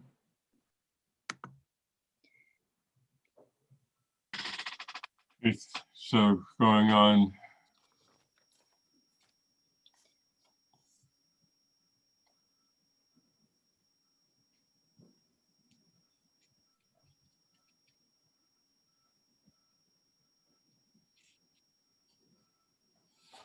Gopher, do you want to talk about the automation programmer? Yes, actually, on both these, the electricians work in the street lights and traffic light division. They both kind of work that. So that's why we put their accomplishments there, just so you know. There's not really a good place to put them in other places because they're kind of small in the rest of the world. The programmer is almost everything we own in our water plants, our pump stations, our wastewater plant, and even our traffic control systems are all have a program to them and run on a program. It's not like the IT programmers who just program your computers and set things up in that, but it's what we call programmers. And we definitely, at some point, we're going to have to set up either a lot of money to pay someone outside to do it, or we're going to have to hire a position and fund a position that's a programmer who just does this. We have enough work for them. It's just we need to decide which way to go. Right now, we use an individual who will be retiring soon, and he likes what he does, and he doesn't charge us very much, but we get a lot of work from him. But at some point, we're going to need this to invest in a programmer for all the stuff we have that needs programming. It's just something we'll need to do. Guilford, is the electrician position still vacant, or did that get filled? No, we have both our electricians are on staff now. Okay, good. Kathy, is your hand up for this, or is that? Yeah. Yeah, it was from before. Sorry, it was from before. I forget to Dorothy? take it. Okay, then I'm just. Just Dorothy, a you comment on that programmer. It now clarifies what a friend of mine did many years ago when he left New York City for somewhere near Boston. And all he could say was, I got to program the traffic lights. Well, he was a very brilliant, trained person. He's not, people who do that kind of work are not cheap. So I don't know, Guilford, what do you think it's going to cost to get somebody in the competitive market? Well, that's been our problem. We haven't been able to attract anybody. We attract our electricians who actually, they can make a lot more money on the outside than making for us, but they want a different style of different lifestyle. And we've had high turnover in our electrical positions. They're here for a short period, their life changes, and they're ready to go back to making a lot of money. They don't need to stay home with their children or their families, so they leave us. And we're probably going to end up in some type of situation like that, where we're probably going to be paying a high end, almost close to 100 grand for someone doing this. And we're only going to have them for a short period of time, and then we're going to have to replace them and get somebody else, which is fine. I completely understand that, but that's probably where we are with this type of position. Are there other positions within areas that you supervise where we also are having problems finding qualified people? Actually, all our jobs right now, we're having a hard time finding qualified people. Wastewater and water jobs, definitely we're having a hard time. We're actually just bringing people in who are interested in getting into the field, and we're training them ourselves. And we're finding we train them, we pay them what we can pay them, and then they can find better paying jobs and better work hours at Springfield Water and Sewer Commissioners and at other larger facilities. And even some of the smaller facilities, they can find more work or more pay and better working conditions than we have, and they leave and we start all over again. So finding someone to work right now is very, very difficult. I mean, we can't even find truck drivers right now to work for us, which is nationwide. They're having a truck driver shortage, but we can't find qualified truck drivers or people who are qualified to work in construction type work because they can get more money elsewhere. Or they get more money doing something else, and they're fully capable of it.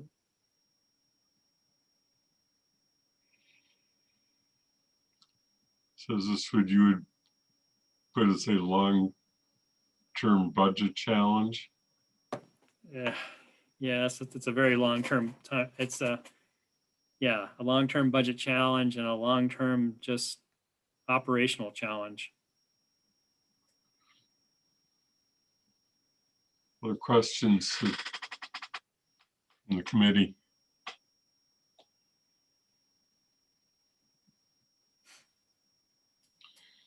So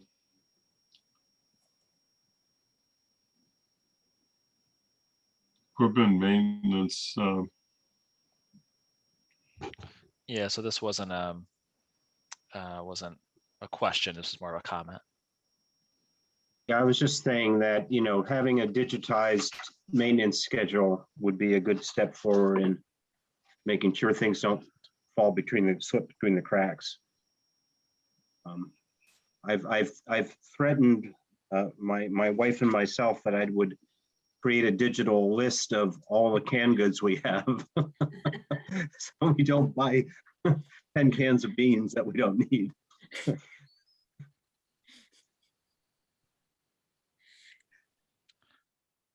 And then under tree and ground maintenance, there's a question about the cemetery land. And I think that's sort of an open Yeah, and question. I posed this because I think this is an issue that, you know, maybe the council needs to address. You know, does the town really want to stay in the cemetery business?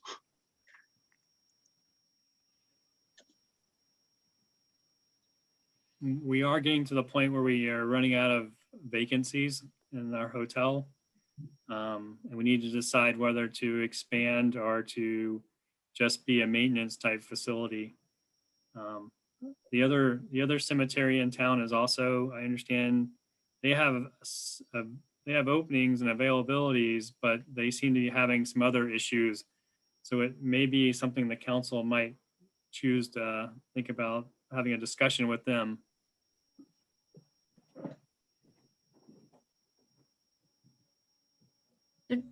Does maintaining them also mean you mow them? Are you in charge of, to the extent there's grass and you go between them? We mow them, we trim them, yes. The only thing, most of the headstone repairs are done by planning through a CPAC grants. Most of the headstones we do that way, but we do all the grass cutting, the fence painting, and all that stuff is done by DPW. And is that, I actually had a resident write me that she was distraught on the state of the historic cemetery, the one downtown with Emily Dickinson, of grass and weeds. And I didn't know how much of that was coming out of winter. And I know the headstones are being repaired. So I didn't send it through yet to Paul, but. So the section of the cemetery she's talking about, the Historic Commission wanted to keep it in what it considered to be a historic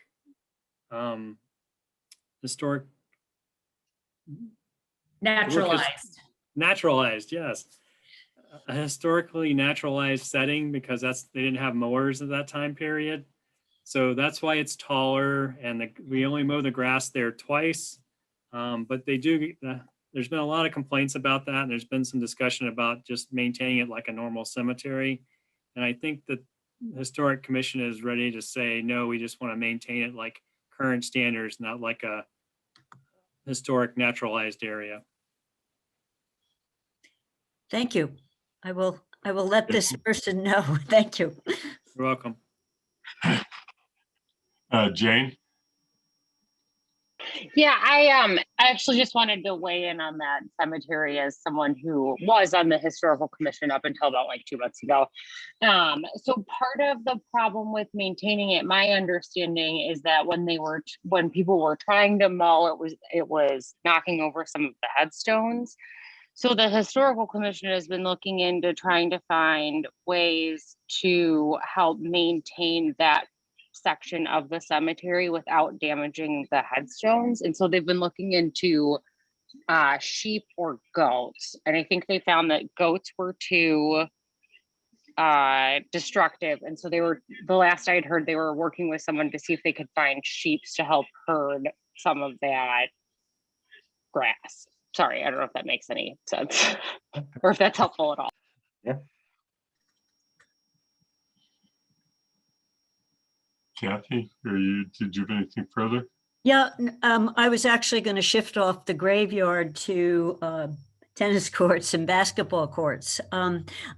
The basketball courts up at Mill River, is there if people want to know when will things be finished, since I see you've got them on, you're maintaining them, as you know, right now they're torn up, or last time I looked, a week ago. So it's just, are there ways of knowing timetables? And I'm not sure what you do with tennis courts, whether you are maintaining, we only have, I think, the two, unless you're doing the ones for the middle school. So it's a question on DPW's role with each of those areas. So there's no changes proposed for the tennis courts right now. We did some net repairs, and that's just regular maintenance. If the net needs fixing, you just need to let the DPW know the net needs some attention, and they'll go do it. The basketball courts, the contractor is supposed to be coming in probably the first of June, middle of June, to do that work at the basketball courts. And we hope to have that all buttoned up at least by the end of July, have it all back together so you can use them. There's actually going to be an extra court. There's going to be 2 full courts and then 2 half courts that are for smaller children, sorry, not adults, for smaller children. So there'll be a total of 2 full courts, 2 half courts when we're done.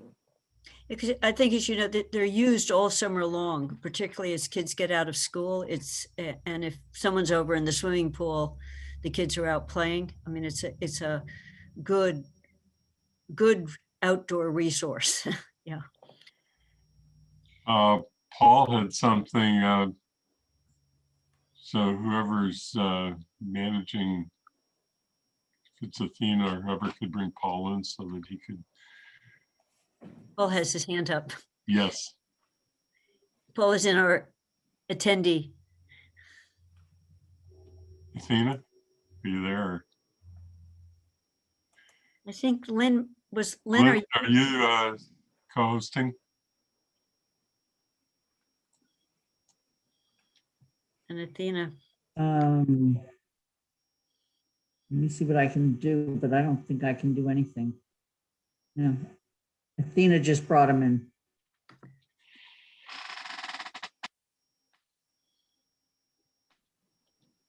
We don't see him. Yeah, he's still on the attendee list.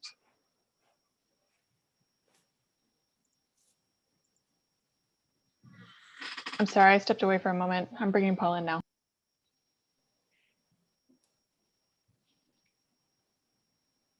Hi, Paul. Hi, sorry, it's not a big point. This was on the cemetery thing. So when I worked at the Cambridge Historical Commission, we have the old burying ground in the middle of Harvard Square, same issues, historic gravestones, fight between the Historical Commission and the DPW because they just want to go and mow it, make it look like a suburban cemetery, and they always damage the stones, whether it was a weed whacker or and there's like permanent damage to these stones from the 1700s and 1800s. So and people always complained about them, saying it looked unkempt, but that was what those graveyards looked like back, those burying grounds at them, that's what they were called, looked like at that point in time. Did they use sheep? They talked about using goats and sheep, but they never did. Have you ever given any thought as to whether we should maintain ourselves in the cemetery business, or whether when we've sold out the plots, it's time to move on to other? Yeah, I think are we required to do that, Guilford? We're required to maintain what we have. But I don't think we're required to offer, if we don't have space, we're not required to offer space unless we want to. Because we would have to acquire property to do that. Or as you say, acquire another cemetery that's got a lot of maintenance requirements to it.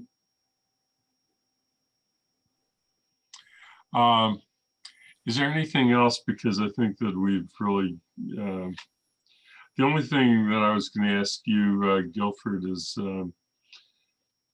you had mentioned chlorine costs way back when we were talking about the enterprise fund for sewer, and that costs had gone up considerably, which I have heard about for swimming pool chlorine. Is that end up being on your budget, or does that get charged back to recreation?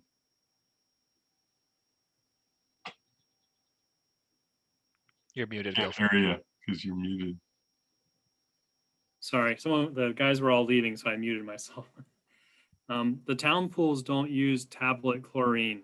We use liquid chlorine. So our prices are actually staying lower than what everybody else. If you have a home pool and you use the tablet system for chlorination, you're going to see a much higher price than we are right now. Ours are still staying low. Gaseous chlorine and the liquid chlorine are staying about where they were last year.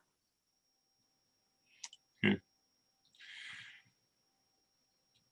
And so I see that there's a couple of hands up, Dorothy and Kathy. So Dorothy? It's about whether the town should be in the cemetery business. I would say only if the town could sell a plot at a much cheaper rate than the private ones. But if not, I see no reason to. I mean, we have other cemeteries. Wildwood's not that expensive. Some towns have cemeteries so that they can have more affordable spots. But if you don't have many and they're not affordable, then you just should be maintaining it and making life easier. That's my suggestion. Hey, Kathy? You're muted. Yeah, okay, I'm unmuting, but I wasn't going to ask about graveyards or cemeteries. I wanted to go back to a more general question about the planning and thinking about DPW being in an alternative site. And can I ask that now, or should I worry about interrupting the flow? Oh, go ahead, because Okay, so my question, my kind of general question, Guilford, seeing the amount of salt and other kinds of materials you're using to maintain roads, is have we looked at the extent, if you weren't at this site and someone said, are there any hazardous material? What's the condition of the soil? Are there any things that would have to be cleaned up? Do we know the answer to that? Is that one of the things that would be assessed as we're doing plans for the fire station? So it was have we assessed that? And if we haven't assessed it, should we do it sooner rather than later to avoid a delay if we were going to try to do a fire station there and have you be somewhere else? So it's one of the towns in the news was something got on a big delay because of what they found in the soil on a plan for using it for an alternative purpose. That's my question. So we know we have some questionable materials on the site. We know that already. When we've been talking about using it for a fire station, we've brought those up and talked to people. We've already been through one environmental study with DEP because we were working in the yard and we had some strong odors coming from the ground. We brought an LSP in. We did a whole report. We reported everything to DEP. They found that it was not significant. It wasn't any type of pollution. It was just a release of what was in the soil. But this facility, before it was a DPW, was the trolley facility. And there were things done here that weren't probably done by DPWs, but there is probably some contamination here, and they will find some things that probably need to be cleaned up. The biggest thing I see that to reuse this facility is actually we have asbestos and lead paint in the building. Asbestos, we have some asbestos insulation and some asbestos caulking that was used in the glazing of the windows because they're older style windows. And then we do have lead paint in some sections of the building. So the building is actually has things in it as well as just there might be some things in the ground, but most people know the ground probably definitely, because if you dig in the ground, you'll find a layer about 6 inches deep, about maybe a foot to a foot and a half deep. It's just black, and it's from creosote just being poured on the ground or oil being poured on the ground. We just have this layer, but there's no indications downstream or upstream or downstream of us that we're actually leaching anything into the water. That study, that's been looked at already. And we've had this one small study done about the site itself. But we do know we have lead and we have asbestos in the building. And I realize, Andy, I know we're on operating budget versus capital, but I am also focused on the way they interact and worried about, I've been worried for a while about, is plan that has been proposed feasible, and are we underestimating some of the costs, when we're looking at, so that's, Sean, that's one of the reasons I was asking on this. So I know it's not answerable right now, but Yeah, no, it's definitely something we think about. And again, it's one of the reasons why we use a lot of conservative assumptions when we do those plans, and why we included funds in this year's budget for design work, because we want to start being able to answer those questions. And we can't really do that till we have a good design that looks at some of those things. So I think that is a good question, especially in light of the cost stuff that we're talking about too, just with cost generally rising. We want to see what the town can get for the budget, that's in that plan. And then we can see if we have to make any adjustments from there. But no, I think that's a good question for the projects. because it's a little bit different than design, as you can hear. I mean, it's demolition, cleanup costs that have, irrespective of what we're physically going to put there, and is there potentially a long delay, because that's not as easy as one might think, or it's more costly than we might think, one or the other. So it's just, I'm a worrier when it comes to millions of dollars, plus or minus. So, yeah. Yeah, I will say on the it's a very small point, but on the bright side, Paul and I were in a meeting recently about some energy incentives that might go along with the net zero program. And so if we do, if we will design these buildings to be net zero, there will be some money coming back, potentially in incentives from Mass Save and from Eversource for those buildings. And we were talking in regards to the school, but they said it would also apply to a fire station or a DPW, Great. Which is good. That's great. Thank you. We have one attendee, and I don't know if the attendee has any public comment or question to ask, because so this should be a good time to pose that question. So if the attendee does want to be recognized, then a raised hand would let me know. Because otherwise it is a part of our posted agenda, and it's important that we include it in every meeting at some point. And I want to make sure we offer that opportunity if the attendee wishes. Okay, so seeing nothing else that's come up, are there any other questions for Guilford regarding or in general regarding the DPW budget, all of its sections? Bob, you're all set with what you need to give us a write-up for the. Okay. Yeah, I think I'm good. Okay, so Guilford and Amy, thank you very much for being here. Appreciate it. And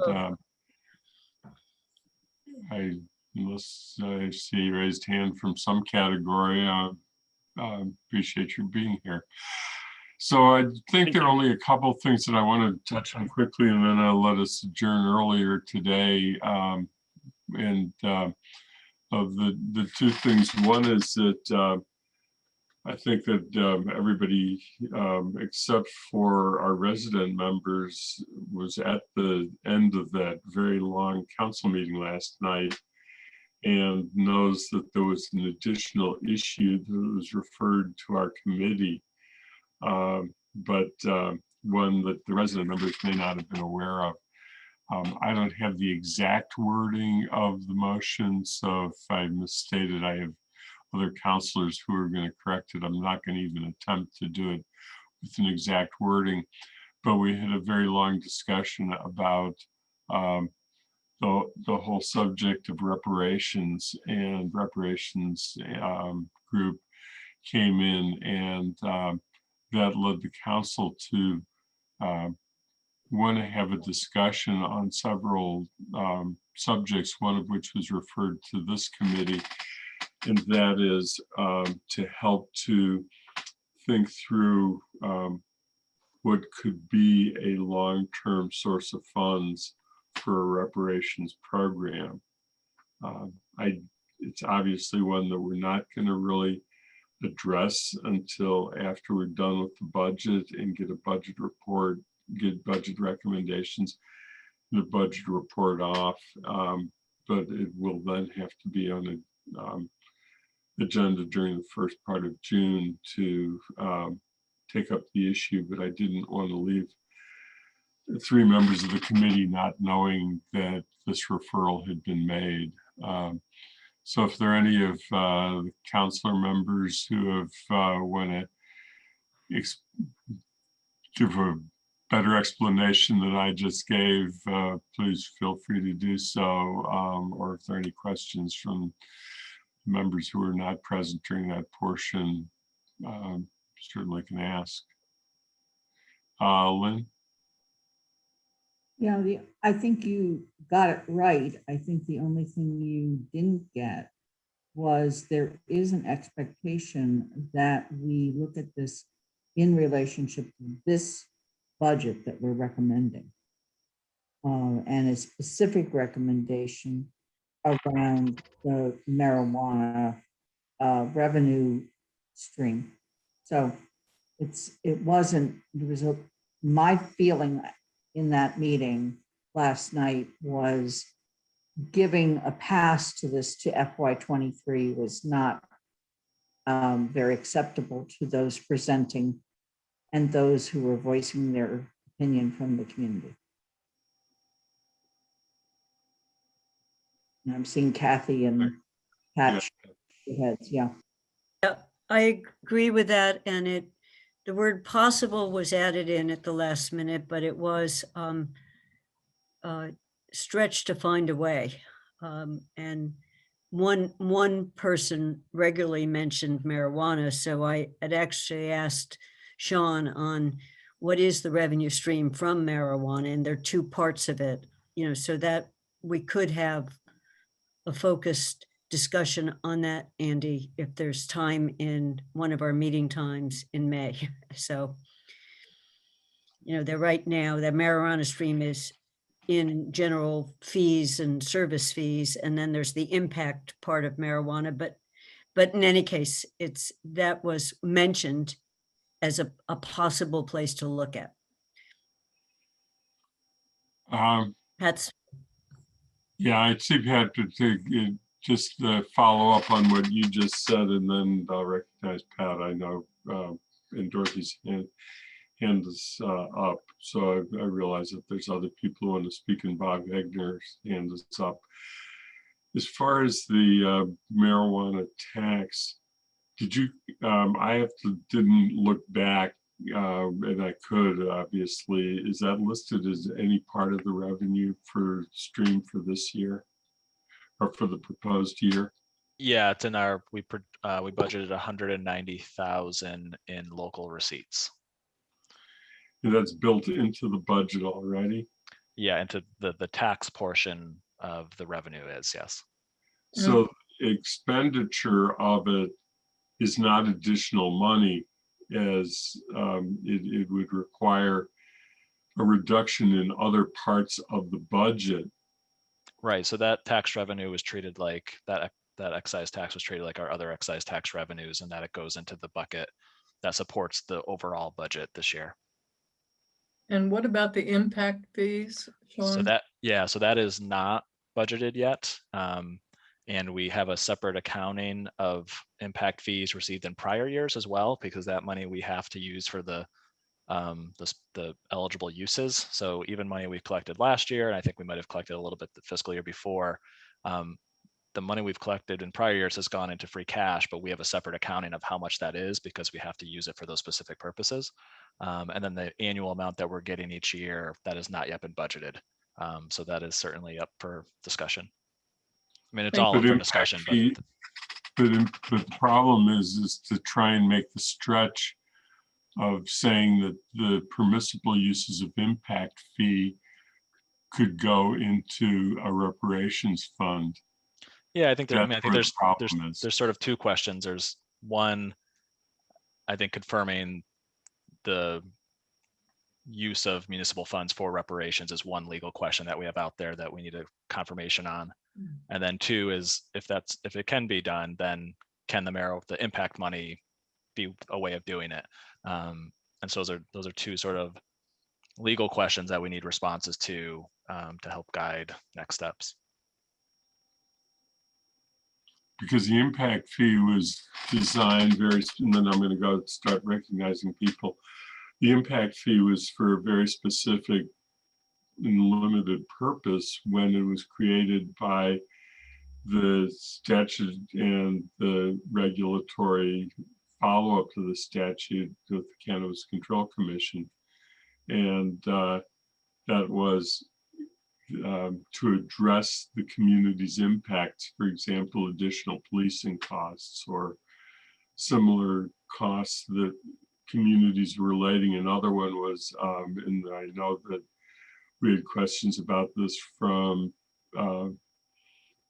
members of the school committee at one point about educational programs about marijuana and the impact of marijuana and whether it has costs. Those were what the intent was when they created the impact fee system. Yeah, the host agreements lay out some specific things, and those are some of the things that infrastructure, education, mental health, those types of things were all listed. The other consideration around the impact fees, there's also some legislative action right now that potentially could call into question whether we'll continue to receive those fees every year going forward. So the agreements that we have for those fees are 5-year agreements, and then they have to be renewed. And there has been some push by some constituency groups to get rid of those fees or lower those fees or modify those fees. And I don't have anything concrete that's going to change anytime soon, but there is some action on that. And I think it might have been Northampton that not too long ago just said they're not going to collect them anymore. They did collect them to begin with, and they've used that funding. And then I think they came out recently and said they weren't going to collect them going forward. So again, that's just right now it's a revenue source we get each year, but it may not be permanent. Bob Hegner, you had a question. Well, yeah, I was just going to mention what Sean just said, that the Northampton has decided not to continue to collect that fee. So I would expect that at some point it would not be sustainable for us to continue to collect that fee. So Dorothy? So I guess you're saying that they're not going to collect the fee because they want to keep the price of marijuana cheaper. And therefore our marijuana would cost more than Northampton's. But the fact is, my students tell me that street marijuana is much cheaper than any of the municipal marijuana. I want to make the point that I do not regard this as a topic of choice at this moment. People were asked to respond to an issue, and they did for hour upon hour for hour, well organized, well thought out speeches. And yes, there were people that we've been hearing of for quite a while in terms of the defund the police group.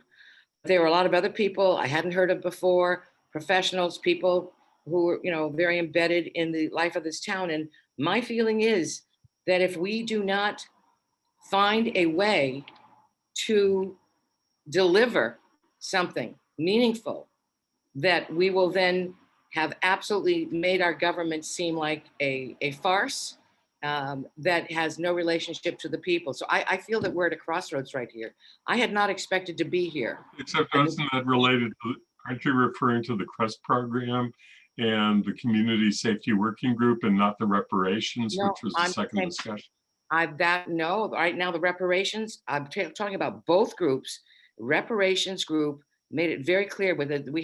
We were all too tired, okay? We were way too tired. But the conversation was going back and forth. Would it be next year? Would it be sometime? And the answer was no, they wanted some sign of direct action. The reparations group is the quote unquote more polite group, okay? But that doesn't mean they're not going to, that they don't feel as strongly about the issue. And they feel that they've had a long windup on this topic, not just what's happening nationally, but remember we all got delivered the book on reparations about, was it 2 years ago? I have no idea of time anymore. I'm just saying, I don't think we have the luxury of saying, well, we've already made the budget, it's hard, we can't do it. We've already committed the marijuana money to other costs. I think that we were being asked to go and to look at the budget again and to find the money. I felt that the program that they were using some phrasing which was, I think, relatively conservative. I forget what it was, but it was referring to another. It wasn't all BIPOC people get reparations. It was to those who had been historically affected. People of African heritage. That's right. And that is if on the whole spectrum of that thing, that is something that is easier to explain to a lot of people who say, what the heck are you talking about? Because it does make some sense. I just feel that we have to do something.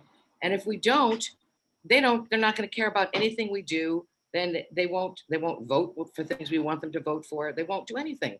And I don't mean just this small group. I mean, people will say, what is the point? If we've done it the right way, we have done it respectfully. When you wanted facts, we gave you facts. You wanted reports, we give you reports. You wanted people's lived experience, we give you people's lived experience. And if we just say, well, it's not convenient, we've made a really nice budget and we don't have room for it now. So I think we have to find a way. Well, let me recognize other people. I have some thoughts on it too, but I want to recognize everybody's hands up. So Lynn. I actually feel that Dorothy is voicing a sense of what we heard last night in a very serious way. What we heard for the first 2.5 hours of the meeting was a kind of a wind up to what we're going to hear next week. And what we heard for the hour or so that we discussed reparations was directly in line with what we heard for the first 2.5 hours. It's that an expectation that we stop using lip service and that we do something that demonstrates our commitment.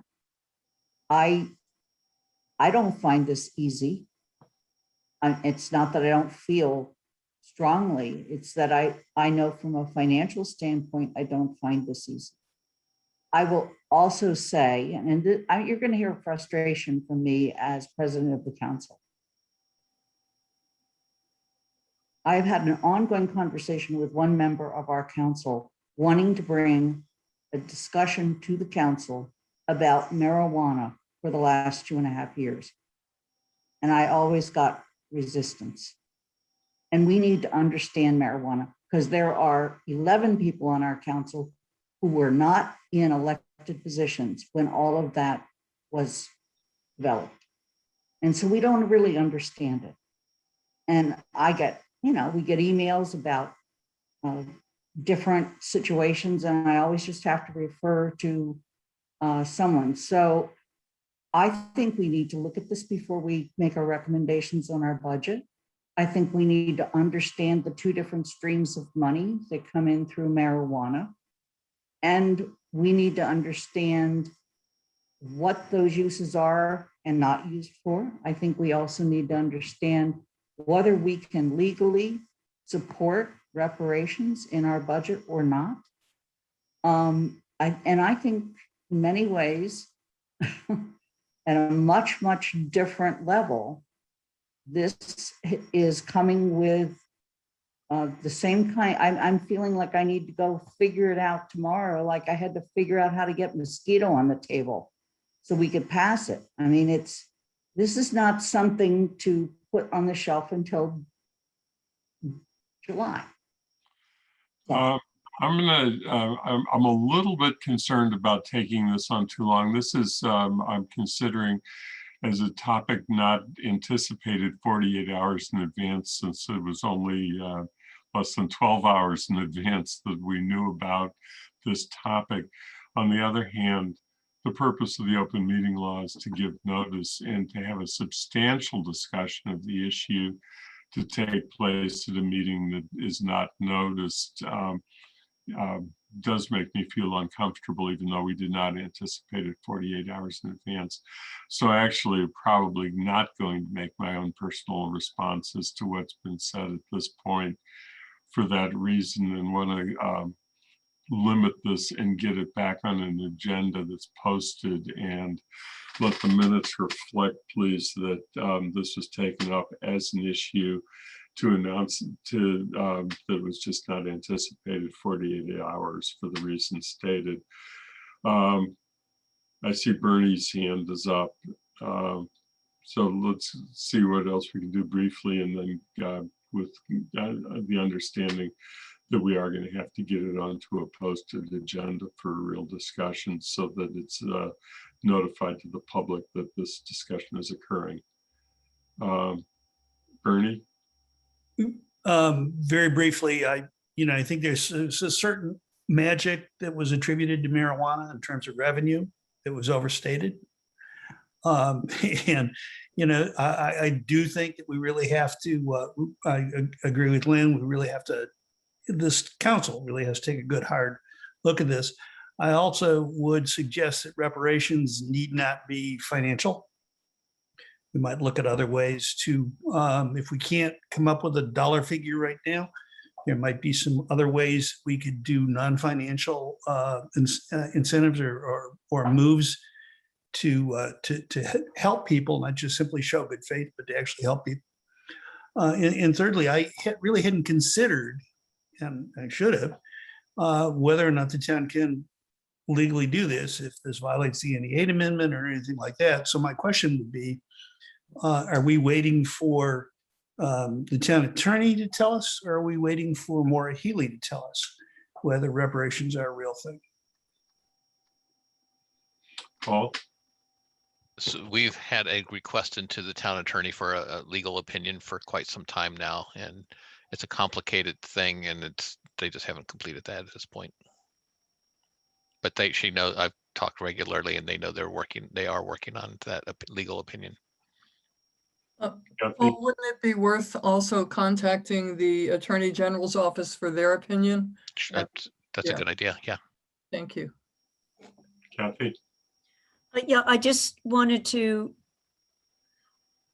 and I am just now reading all the material we got, but I don't think we should err on the side of defining reparations too narrowly as an individual benefit to an individual person. It could include that. It could also include, in my mind, it could, but that's why I would like to have the committee set up with a charge. But if one of our schools became vacant, would we have a multicultural section with particular race and ethnic stuff? Would we do programs in the schools? I don't know what else they might come up with as specifics, but I just wouldn't want to get too narrow opinion on legality until we know the breadth of what could be. And again, I would like this to come from the group, not from me, on what could be seen as part of the response. So that's all I was worried about, that we not go to a town attorney with, can we do this or that, but some, not narrow it too much at this point.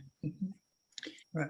I'd also be surprised if KP Law has not talked to the AG's office. The law firms that do this have everybody's extensions and direct I numbers. still would like to hear directly from the Attorney General's office. Well, I really want to cut this off for the reasons stated. This is not publicly noticed discussion, and we are getting fairly far into something that I don't want to take advantage of the 48-hour exception and trump on the public's right to know we're having a discussion. But Bob, your hand is up. I just have a question. If there is any written material or any presentation materials that are available, could I get them? Are they on the website or? The material that was sent to the council yesterday, we can get that sent to the 3 resident member committees, so everybody has the same packet material. I will do that because I always try and get that done at some point, and I will do it on this reparations question material that was sent. So I think that the presentation and discussion really sort of leapt from that, and wasn't about that material. So at that point, in knowing we have another meeting coming up, is there the other thing that I just wanted to touch on briefly is we are under a time squeeze with the 30-day rule for referral. As you probably know, and if not, I'll say it again, the charter says that the budget is referred to us as a finance committee to investigate and report back to the council within 30 days of referral. It's referred on May 3rd. Athena hasn't disputed my arithmetic, so I'm assuming that 30 days after is June 2nd. And that means that we need to complete our recommendations on June 1st and try and have at least the core. What I was hoping is that the report on our meetings with the various departments would get encapsulated in finance committee reports and didn't have to be repeated, and that the final report then would be able to focus solely on our recommendations, and that could be framed in advance but couldn't be written in advance, but so it would require a fairly quick turnaround. So that's the process that completes this for us, and we'll have to I'll have to work with Sean on figuring out how to add a little bit of time to do a posted agenda item to continue the discussion that we started on the additional piece that was referred to us. Any other comments, Kathy? Just Andy, thank you for bringing that to our attention. So one of the intense discussions we're going to have is not till the 27th that relates to the budget. So I think everyone, to the extent we come up with some ideas and that aren't just, a line item here and there, we might need to meet again, I guess is what I'm thinking, that so just be anticipating, on wherever the discussion on the 27th goes, if our report is due on, what did you just say, on the next Monday? Yeah. I think we have a June 1 meeting scheduled, which is a Tuesday, and might be Wednesday. I'm just getting my calendar up right now. So that's what I'm just wondering, my calendar is often wrong on finance now because I plug them in at the beginning of the year. So do we have is the 8th would be the day after the town council meeting. Do we have a meeting? I'm just asking if we need another day for a meeting after the 27th, whatever that discussion is. The 8th is CRC. Finance and CRC alternated, and they did it. So now we're the first Tuesday, so I just have it on the wrong day, Dorothy. Is that what have, okay, so We we do, have June 1st and June 3rd is finance. But we don't have it on the 8th. as I said, Mike, so we already have a meeting scheduled for June 1st is what you're saying. Yes, and June 3rd as well. Versus May, All I'm asking is, what is our deadline for getting the report back? And do we have time for discussion? And it sounds like the answer is yes. I think I heard the answer, yes. wait a minute. Which report are we talking about now? The report to the council. Well, if the report to the council is 230 days after referral from the council to us, and it was referred on May 3rd, then it's June 2nd that we have to give a report. Right. So our report is due on June 2nd, and June 1st is the last finance committee meeting. And that's going to be substantially to vote recommendations. We have 2 meetings set up for the 27th. One with the Community Service Working Group at 5:30 and a 1 p.m. meeting that I think encompasses the last pieces of the agenda, right? Sean, the first Andy. meeting on Yeah, so our next meetings with the 20th is general government, the 27th is conservation, planning and development, and also public health has been added to that last one. So we have a little bit less time on that last one than we initially did because of the rescheduling of the finance committee meeting last week. So public health will also be on the 27th, and then we should have a little bit of time, I would think, after that, probably an hour, hour and a half still. But then again, we're going to have another meeting that night that starts at 5:30. So it depends how many consecutive hours you want to meet for. If we start at 1 o'clock and then we have another meeting at 5:30. And of course, the other thing is that I think we had made a decision, at least to involve Lynn as council president, feeling that we need to be very respectful of the community service working group, and that we can talk about how we're framing the report, but that we can't vote recommendations. We should not vote recommendations until a week after we've met with the community safety working group because of the sequencing. So we are running on an extremely tight time schedule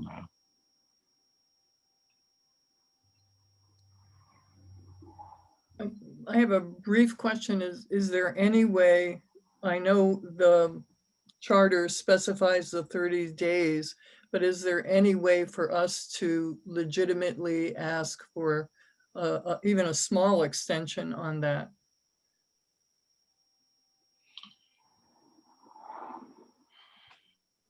I have thought about that too, and I don't know if Lynn or Paul have a different take on it, but it's pretty specific in the charter.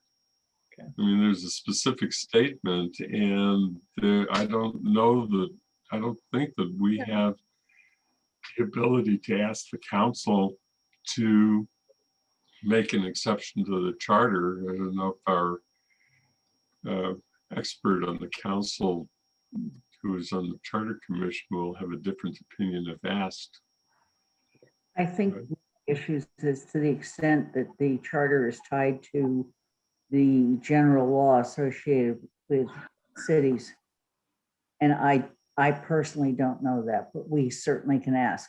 I will just point out that the council itself doesn't meet again until the 7th of June. And at that time is when we have the hearing for the capital program, the small capital program, not the big buildings. And then we meet again on the 21st, which is our target date to accept the budget. But we do have a meeting on the 28th in case we need it to accept the budget. But I think we're going to need that meeting because, for instance, last night I had to move 4 items off of the agenda until this coming week as well. Andy, I don't know if this is a viable alternative, but we have a we had a finance committee meeting scheduled for June 3rd. I don't know if people can meet on June 2nd. We could potentially move that meeting up a day, so you have another meeting. I mean, you'd be meeting June 1st and then June 2nd, but it would give you one more block of time to finalize the report and then send it out that evening. That's what I was looking for. Just, you know, if we can't move it by a week, can we have enough more time to be thinking together? What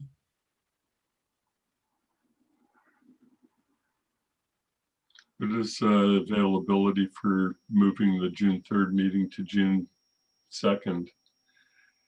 That's, Because we had actually put in the June 3rd meeting, not thinking about the fact that 30 days was going to be up before we. I forgot that whole 31 days in May or thing. And I think that the problem that